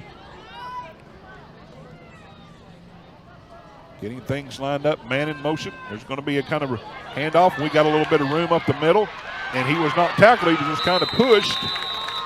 But there he was brought down. Abel Arthurs, I think, made the tackle there. Almost kind of a little waggle play you saw. Haven't seen one of those in a while. Talking about Gerald Williams, Bulldog Stadium. Coach Williams famously run a lot of that. A little waggle play. Come off the end there and then come back up the middle. So great run. Apologize I didn't get the number on that. We'll get that here in just a minute. We'll go over the rosters and the coaches here as we go through the game. Pick up. He's looking to throw. He's got an arm. Look at that throw, and it's complete. What a pass. What a completion we have by the red team. Great execution and a great pickup by the red team, no pun intended. But that completion was made to Jackson Daspit. Familiar with those names at Harbor, Daspit. But what a great pass, great reception. Let's look at this again. Watch him just rear back and throw this right on stride to Daspit. And he gets it down to about the 5-yard line where it'll be 1st and goal. Great pickup there. Whoa, what a throw. Get excited about that. Well, you see more of this out of the 5th and 6th graders. Now under center, he's going to hand it off. And this is going to be the big man right up front. That's going to be Carrizales. He's going to be stopped short of the touchdown, but a pickup about 2 yards. 2nd down and goal from the 3. I was so impressed by that pass. That pass was just right on the money. Right on the money. So great job by Chevy pickup. They may call him Chevy, but I'm going to call him Chevy because it was a great pickup. Here's another run. Another run there by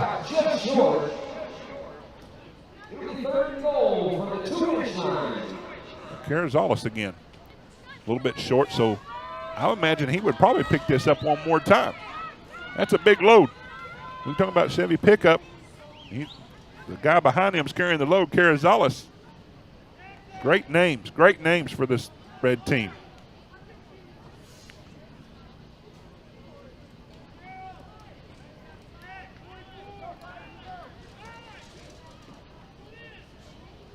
Third down and goal. I formation. Actually, it's pickup, and he scores the touchdown. Did a little counter there on the left side. Scoots in, untouched for the 1-yard plunge. Touchdown, red team. We've got a game. 8-6 here in the first half. Everybody like me maybe kind of keyed in there on Carrizales. And that was just a little turnout by pickup. Able to get through that left side untouched for the touchdown. Now they're going to line up for the 2-point conversion.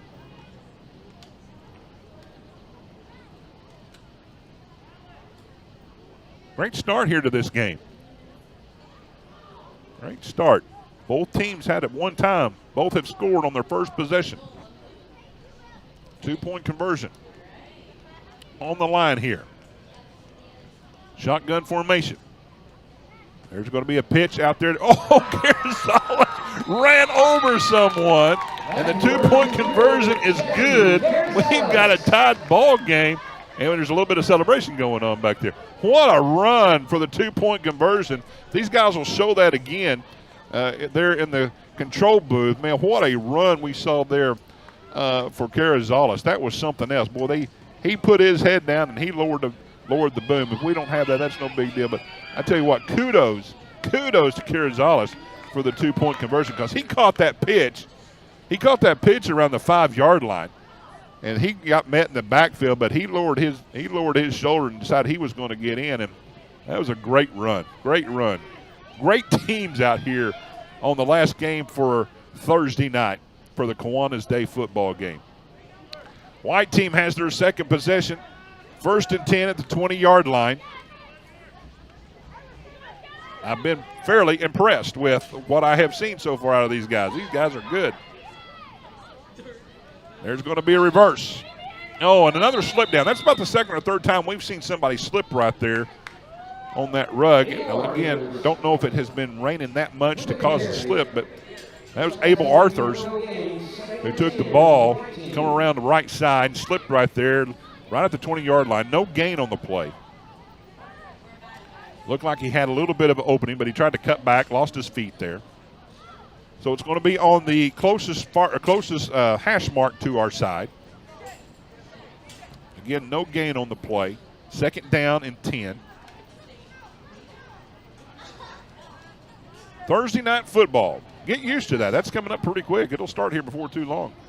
All football season, we have Thursday night football. Got a man in motion. There's going to be a pass. It's coming downfield, and it's going to be almost picked off, almost completed. But that was good coverage. Alex White. Looks like it was the intended receiver. And he was covered there. Well, looked like Gunnar Simon was in good position there. Almost made the interception. They both went for the ball, but it was knocked down, so it's going to be 3rd and 10 for the White team. Trying to pick this up. 8:24 left to play here in the ball game. Correction, this is the first half. This is just the first half, and it's an exciting first half. Maybe wishful thinking. We get old in our old age. We look for a little bedtime sometimes, but this is going to be a little faux pas on the snap, but he gets it out there. He's got a man. He's got some room coming around left side, and he's going to be gone. That's Abel Arthurs. Abel Arthurs down to the 30, 20. There's nobody 20 yards behind him. 10-5, touchdown, White team. That's an 80-yard completion. 80-yard completion from Camden Bartz to Abel Arthurs for the touchdown. We're going to see that again. Watch this play here. It's a bad snap up front. He was able to pick it up right here. Almost got caught in behind there by Chevy Pickup. And then Arthurs, once he got right behind this little block right here, he was off to the races. Great run, great scramble. Picks up 80 yards for the touchdown. And the White team leads 14-8. Lining up for the 2-point conversion.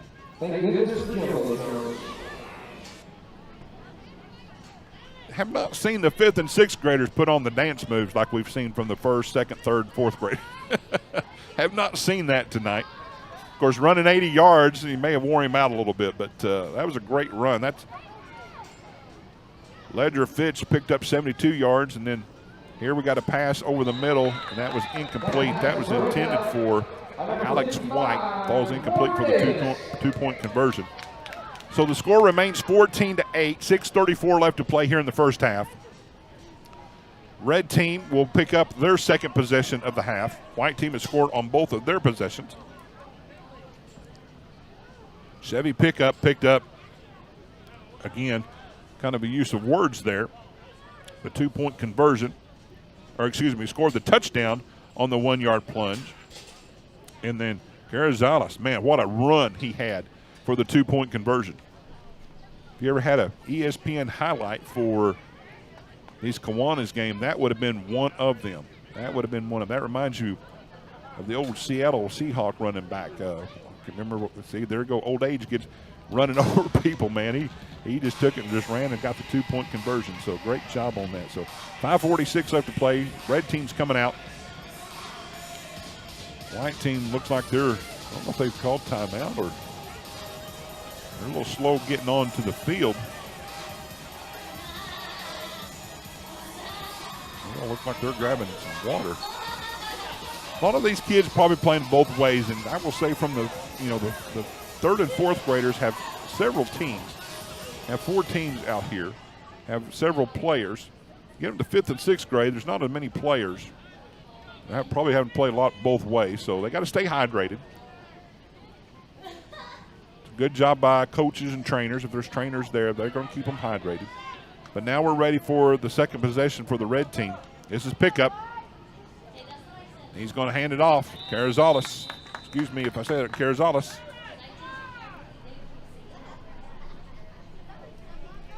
Going to pick up 1 yard.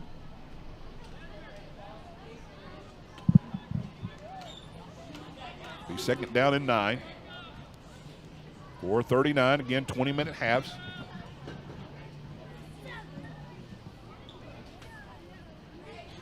Pickup is lined up in the shotgun, or excuse me, pistol formation now. He's get the ball, and he's going to throw it. He gets hit while he throws it. Almost caught. Almost come back to catch the ball. Standing there for the white team, that was number 33, Isaiah Davis. But the ball, he had to come back for the ball, almost completed it, but does fall incomplete. So it's third down. Third down and 9. Ball's placed at the 21-yard line. 3:57 left to play here in the first half. Again, 20-minute running quarters. Pickup that time, we saw his arm strength a while ago to Daspit. But that time he got hit as he threw it, so he wasn't able to get it downfield as far as the first time. Great job by the white team.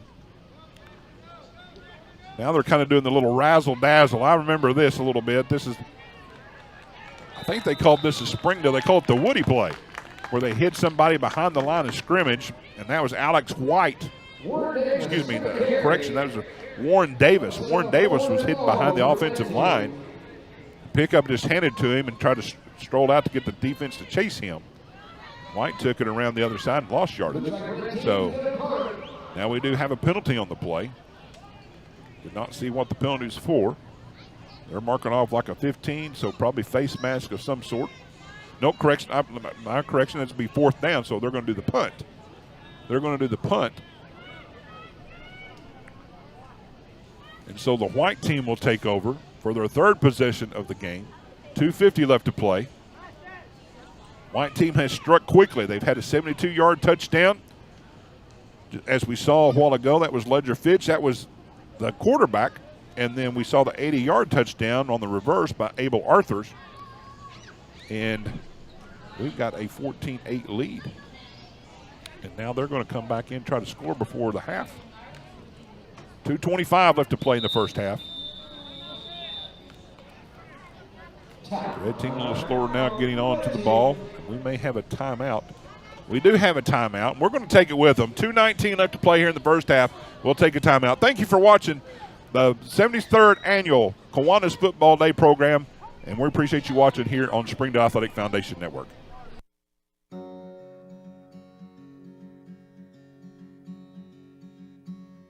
Hometown. That word still means something here. It means we're neighbors. We do the right thing. We care about your family. And you deserve the very best every time you walk in the front door. Harps. Hometown fresh.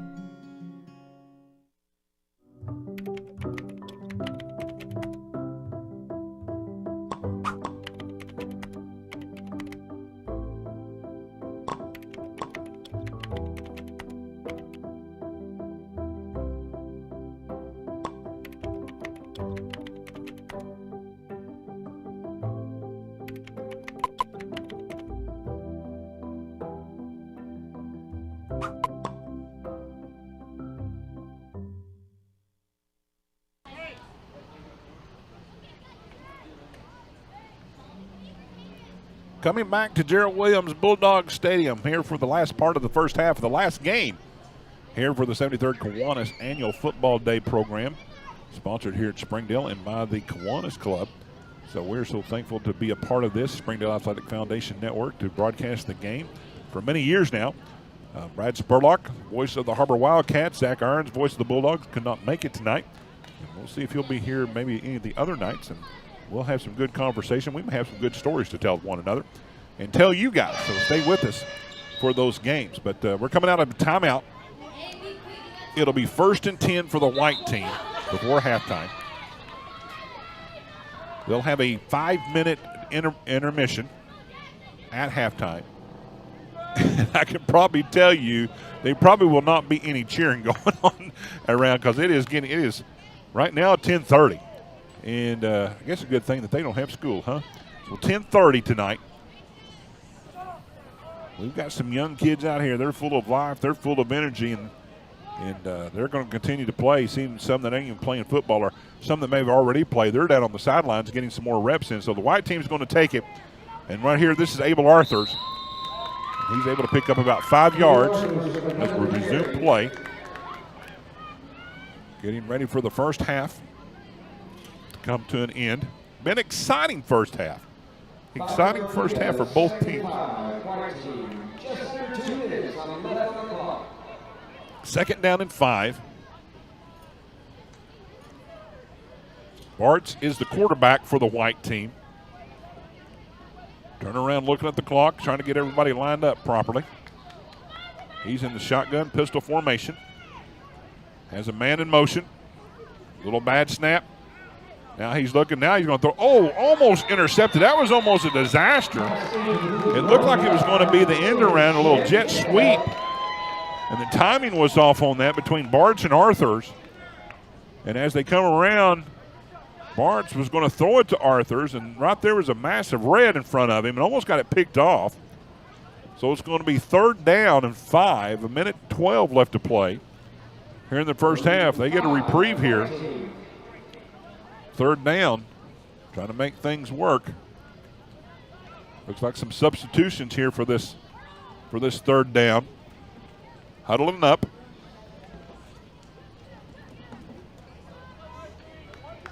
$50 seconds left to play in the first half. 3rd and 5. Bartz in that pistol formation. Again, some of the other games we saw the quarterback get under center. He's going to pass it. It's going to be a throw down to the left side and get a little bit of room. He breaks one tackle, get been tugged by the shirt tail. Look out! He's got to the run, and look at him go. That is Abel Arthurs. What a great run after catch, and that's 48 yards for the completion and the touchdown.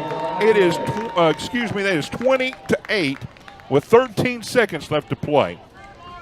Wow, wow, wow! 48 yards on the completion to Abel Arthurs. Well, let's look at this again. Just a little simple flare screen, little flare pass.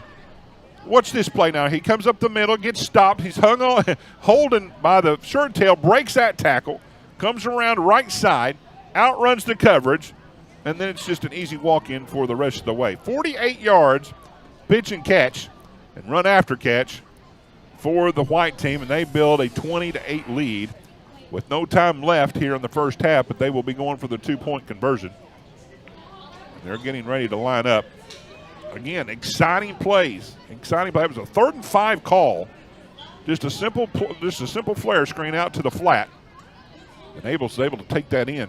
Abel Arthur's able to take that in the rest of the way. Here's for the 2-point conversion. And that falls incomplete. That was Bartz. The pass was intended there for, looks like Isaiah Davis, and falls short. That's going to be the end of the first half. Again, I do not believe we have the cheerleaders out for the first half.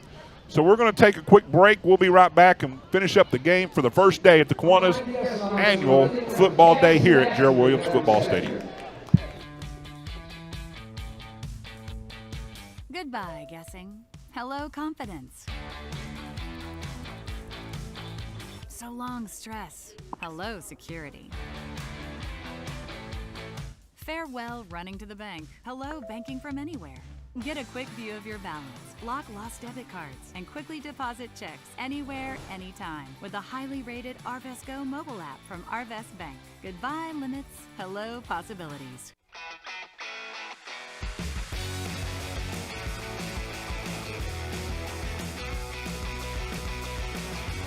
Advanced Manufacturing needs you. For every 4 jobs, there's 1 applicant.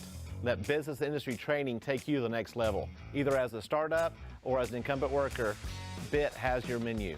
I came to BIT to advance my skills in the electrical control field. If you want to better yourself, you need to come to business industry training.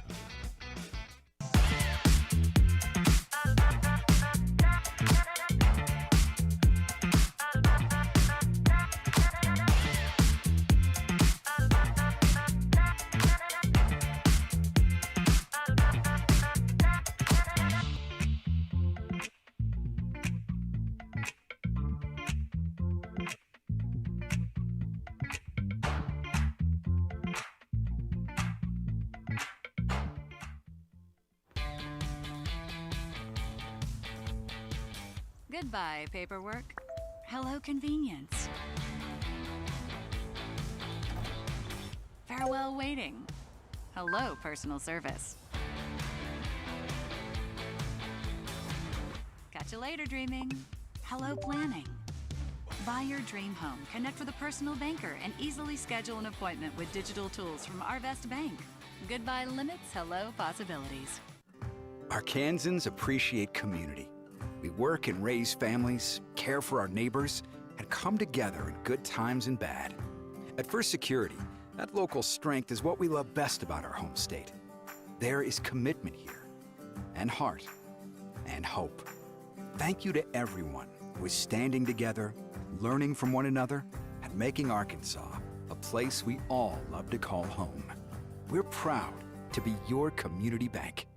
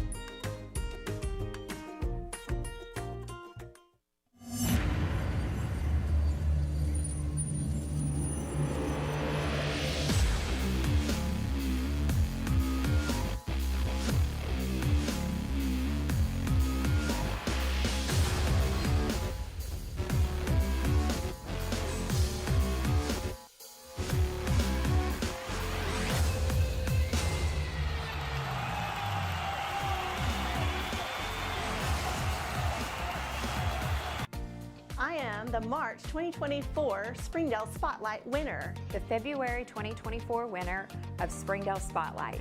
I was the winner of the May 2024 Springdale Spotlight. I'm the Springdale Spotlight winner of summer 2024. Use the hashtag Springdale Family when posting about the great things happening in our school. You could win a prize pack just like this. So don't forget, take it and tag it. And you may be the next winner. Hashtag Springdale Family. We're just a few seconds away to start the second half of the last game here at Bulldog Stadium, Gerald Williams Bulldog Stadium, for the 73rd annual Kiwanis Kids Day Football. And it's been an exciting game here this last game. Want to reach out. I've not got a chance to do any rosters, and we'll do that here in just a minute. But this letter's from Lauren Danford. She is Kiwanis Kids Day Director for this year. She sent out a letter. We've read this a couple times. I want to make sure everybody has a chance to hear this. To the city of Springdale, coaches, sponsors, parents, members of Kiwanis, announcer, and of the Springdale School District. On behalf of Kiwanis Kids Day Football, I want to express my heartfelt gratitude to each of you for your invaluable support during this year's program. It has become of your commitment, because of your commitment and generosity, that we are able to provide a safe, fun, and meaningful football experience for the youth in our community. To the city of Springdale, thank you for your continued dedication to supporting youth athletics. Your investment in our fields, facilities, and infrastructure creates a space where kids can grow, learn, and thrive. To our sponsors, thank you for your generosity on behalf of what we do.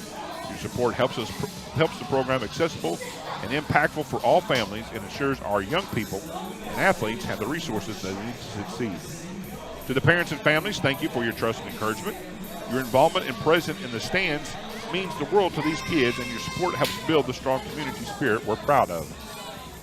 To the members of Kiwanis, thank you for your unwavering commitment to serving the children of Springdale. Your leadership and vision are what drive this program year after year. To the Springdale School District, thank you for your partnership and support in helping us reach and serve so many young people. Your collaboration allows us to make a greater impact both on the field and in the lives of the students. And I would like to give a very special thank you to Jared Park, our announcer, who has served this program faithfully over 30 years as both a coach and announcer for the Kiwanis Kids Day football. Your dedication and leadership have become a lasting part of this tradition, and are truly grateful for your decades of service for our players, families, and community. Kiwanis Day football continues to be a special tradition in our community because of each of you. Thank you for being part of the 73rd annual Kiwanis Kids Day football and helping shape the future one young athlete at a time. That was by Lauren Danforth, the Kiwanis Kids Day director. We thank you for her commitment to this. And here we are starting the second quarter, and we've got some rumbling and mumbling and stumbling going on. That is Jesse Carrizales. We saw him in the first half do that 2-point conversion. I still will not get over. What a great run he had. So that's the second play of the ball game. I apologize, need to get that in for Kiwanis and appreciate all their efforts and what they do to put this on. That was the second play of the half for the red team. They get the ball here to start the second half. They are behind 22-8. Carrizales again finds a little bit of hole. Look at this man go. He's finding he runs over another guy. He's running. Oh, and he fumbles the ball. Oh, you hate that for the man. Carrizales was rumbling and stumbling down the field, doing a great job, and he fumbles the ball, and it's picked up by Abel Arthurs for the white team. Oh, you hate that for him. You like to see a big man run down the field, and boy, we'll watch this again. Watch him do this little cutback. And there he goes right down the field. Runs over one man. Stiffs arm. Look at that. And then right here, boy, just gets the ball stripped. We hate that. Hate that for the big guy. But white team picks it up. It's going to be 1st and 10 at the 39-yard line for the white team. But what a great run to start off for the red team. Trying to get back into this game. They almost did. But, again, the turnovers sometimes are the bugaboo and get you beat sometimes. But a great start here for the red team. White team responds with the fumble recovery. We'll go over some of these lineups here and just as the play develops here. So Camden Bartz is the quarterback for the white team. Abel Arthur is one of the running backs. Ledger Fitch, Elvis Gabbard, number 16, Elvis Gabbard, getting ready for their first play of the second half. Arthurs is in motion. There's that jet sweep. Comes around right side, got some blocks downfield, and he's got a little bit of room, and he's off to the races. He's going to be pushed out of bounds, looks like. He's still going, but he's going to pick up there. Let's see. They were at the 39-yard line. We'll call it a gain of about 22 yards, looks like. Maybe more than that. Yeah, 39 to, we'll call it maybe 32 yards. How about that? We'll give him a lot of yardage on that play. Matt skill's not working just right now. But anyway, big pickup there by Arthur Abels on that jet sweep. Let's continue on here. 22, Rex Baumgartner. 28, Jack Fitzgerald. 33, Isaiah Davis. 35, Winter Favorite. 44, Jackson Daspit. 55, Alex White. 74, Silas Treat. 77, Jace Williams. 80, Buster Ponce. 92, Ellis Moore. That's the white team roster. Dropping back to pass. Bart has it back out there. And we got a little bit of shimmy, and he's up the field. And he's going to be pushed out of bounds. Great response there.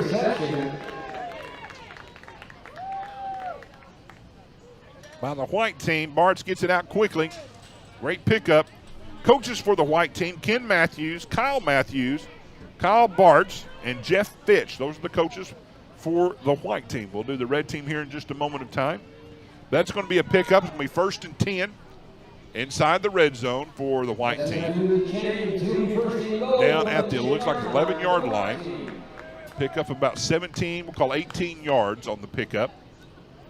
Actually, we'll call it 1st and goal. They're right at the 10-yard line. So 1st and goal for the white team. White team on the recovery of the football from the Reds' first possession. Marching down the field in about 2 or 3 plays. Looking to score. Bart's looking over the field. Now has a man in motion.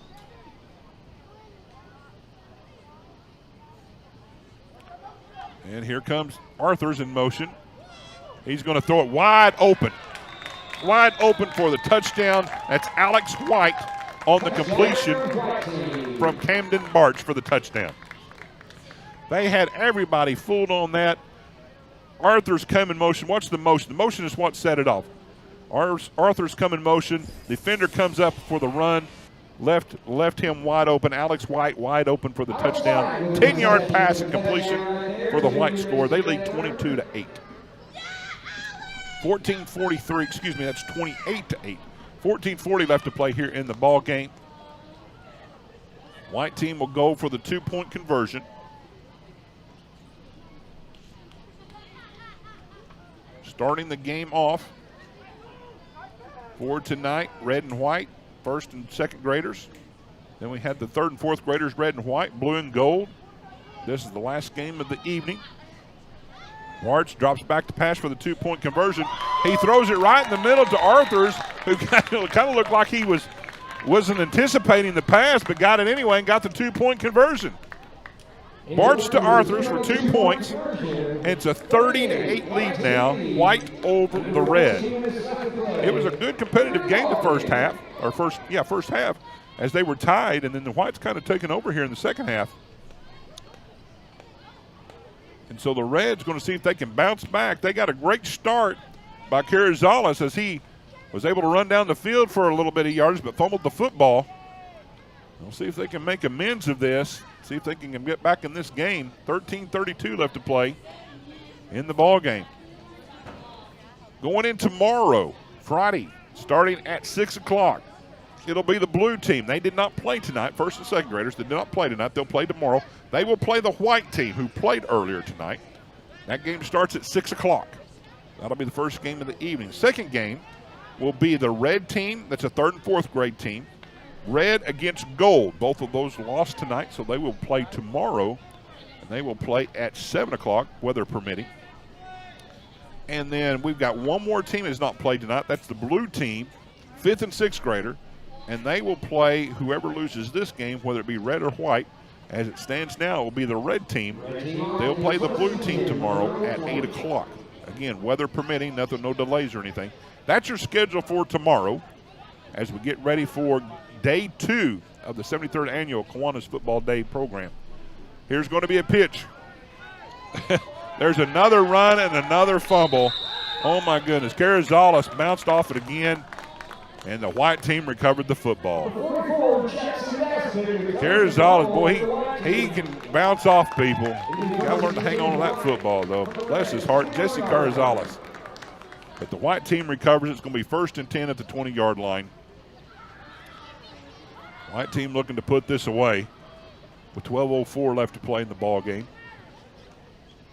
All you can do is pat him on the helmet and say, get it for the next time. Get it the next time. You know, he moves pretty good for a big boy. Moves pretty good, got some quick feet. Able to hit that hole. He was able to hit that line and move down the field pretty quick.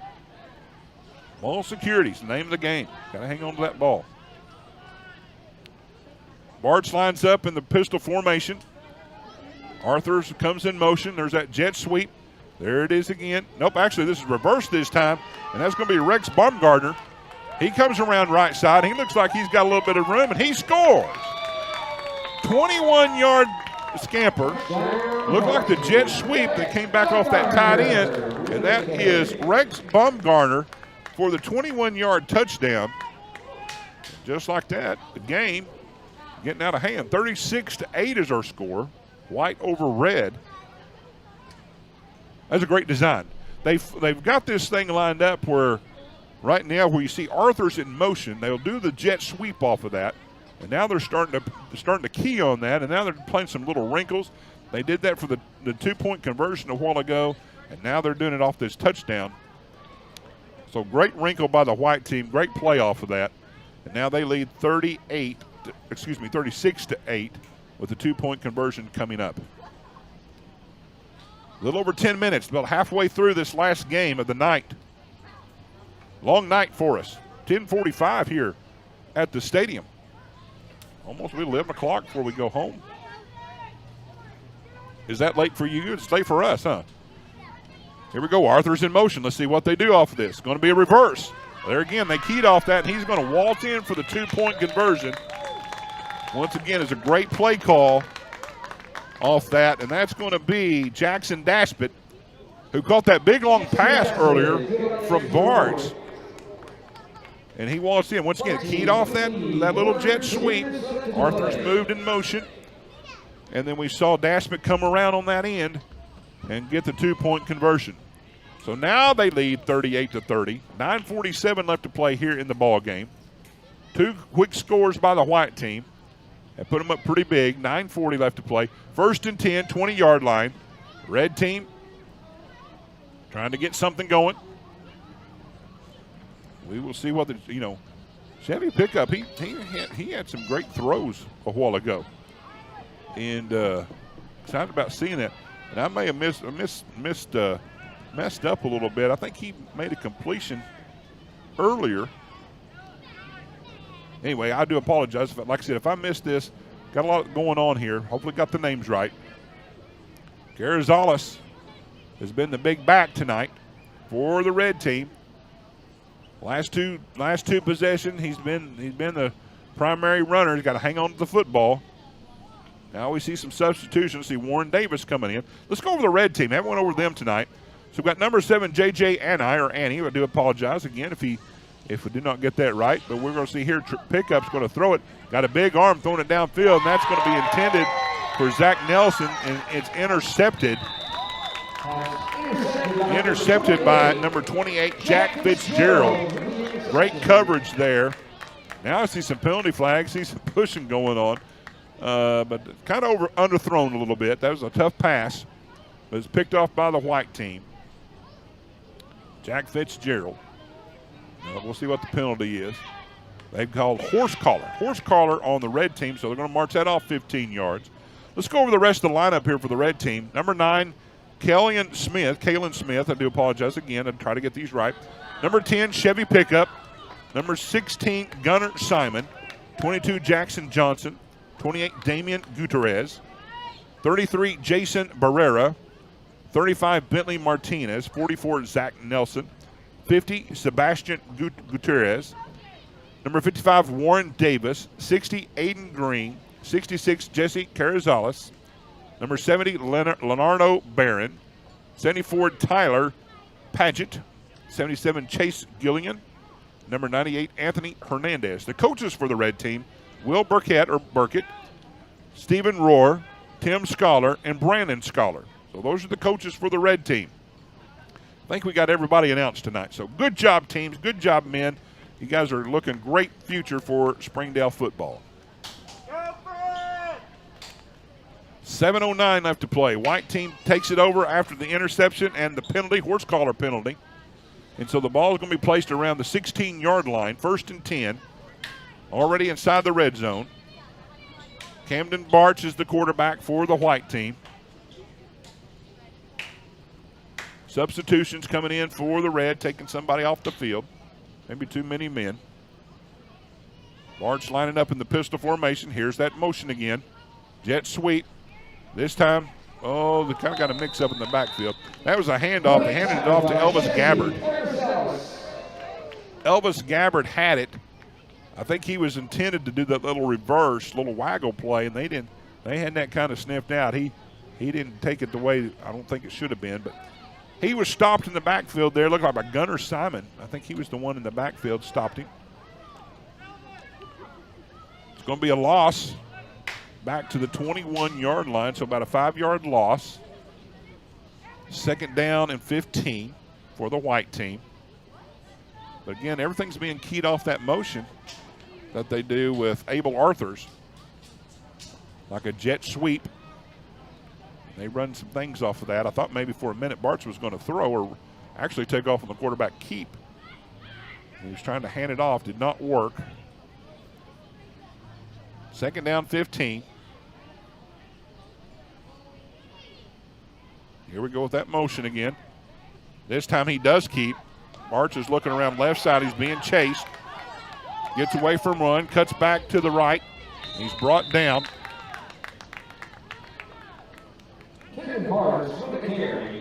Tackled there by Zach Nelson. Camden Barch stopped him.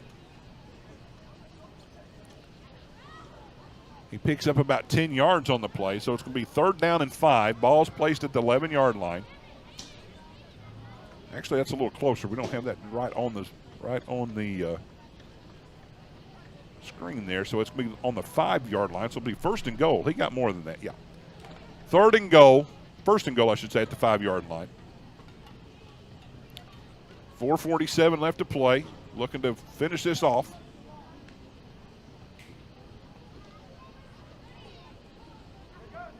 There's the motion. This time it is a handoff to Arthurs. He's going around right side, and he gets in for the – oh, and he trucks over the guy there for the touchdown. And that's going to be another score. 5 yards out for Abel Arthurs for his, looked like, 2nd touchdown of the night. Brings the score up to 44-8. Clock continue to run 4:14. Here's the replay.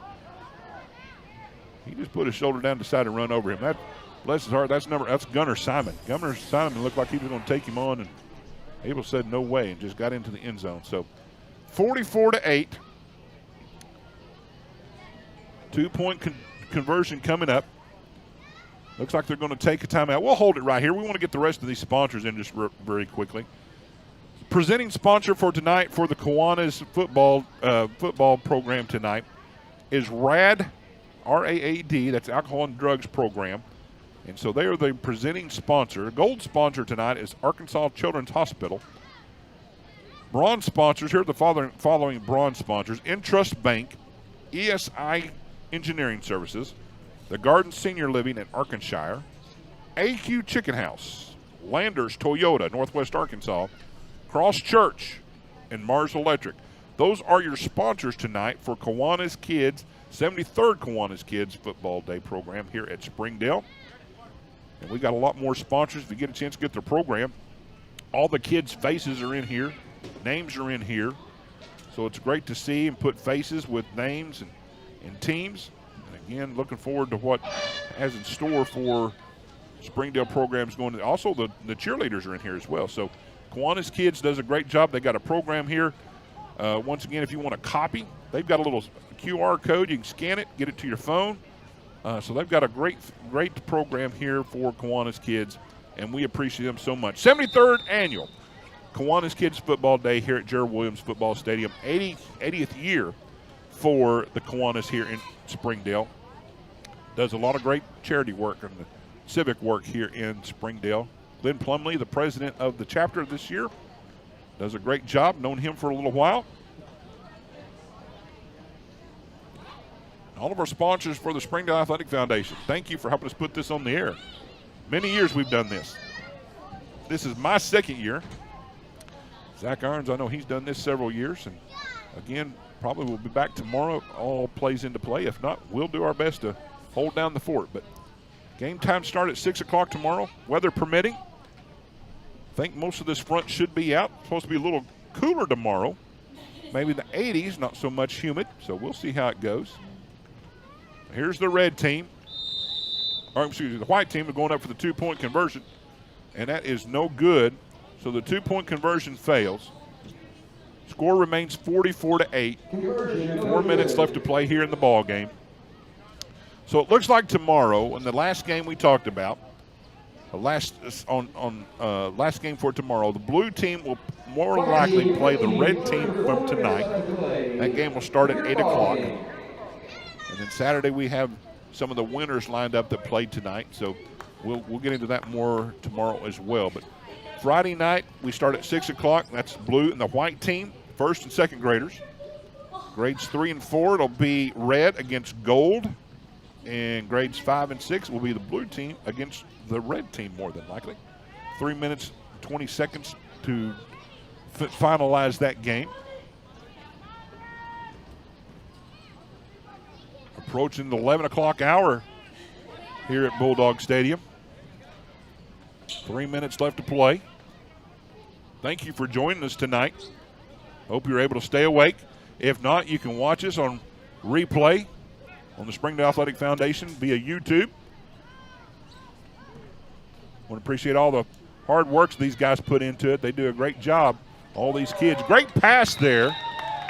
Chevy pickup makes a completion. And that's going to be pick up about 9 yards, just short of the first down marker. 2nd down and 1. 2:30 left to play. Ball's placed at the 29, far hash. Again, I thought both teams have played very well tonight. I thought the red team, they come out, had some good things going. I know they had a few fumbles here in the game, but I thought they were playing pretty competitive here tonight. White team just got a few more breaks, and this is pickup coming around left side. He gets the first down, struggles to get to the 35. Looks like he did make it. It's going to be 1st and 10. Again, you'd like to see these kids keep fighting till the end. They're not giving up. Have the want-to keep playing, even though they're behind. Brings up their character. Teams stay encouraged with one another.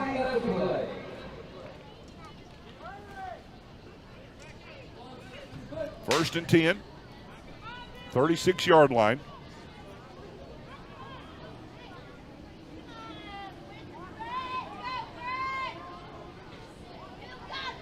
Under center, this is pickup again. Finds a little bit of room. He's brought down at the 40, 41-yard line. Clock still ticking, 1:16 left to play. Pickup with another carry. Marking back 1 yard, so it's at the 40. 1:06. Looks like not in a big hurry.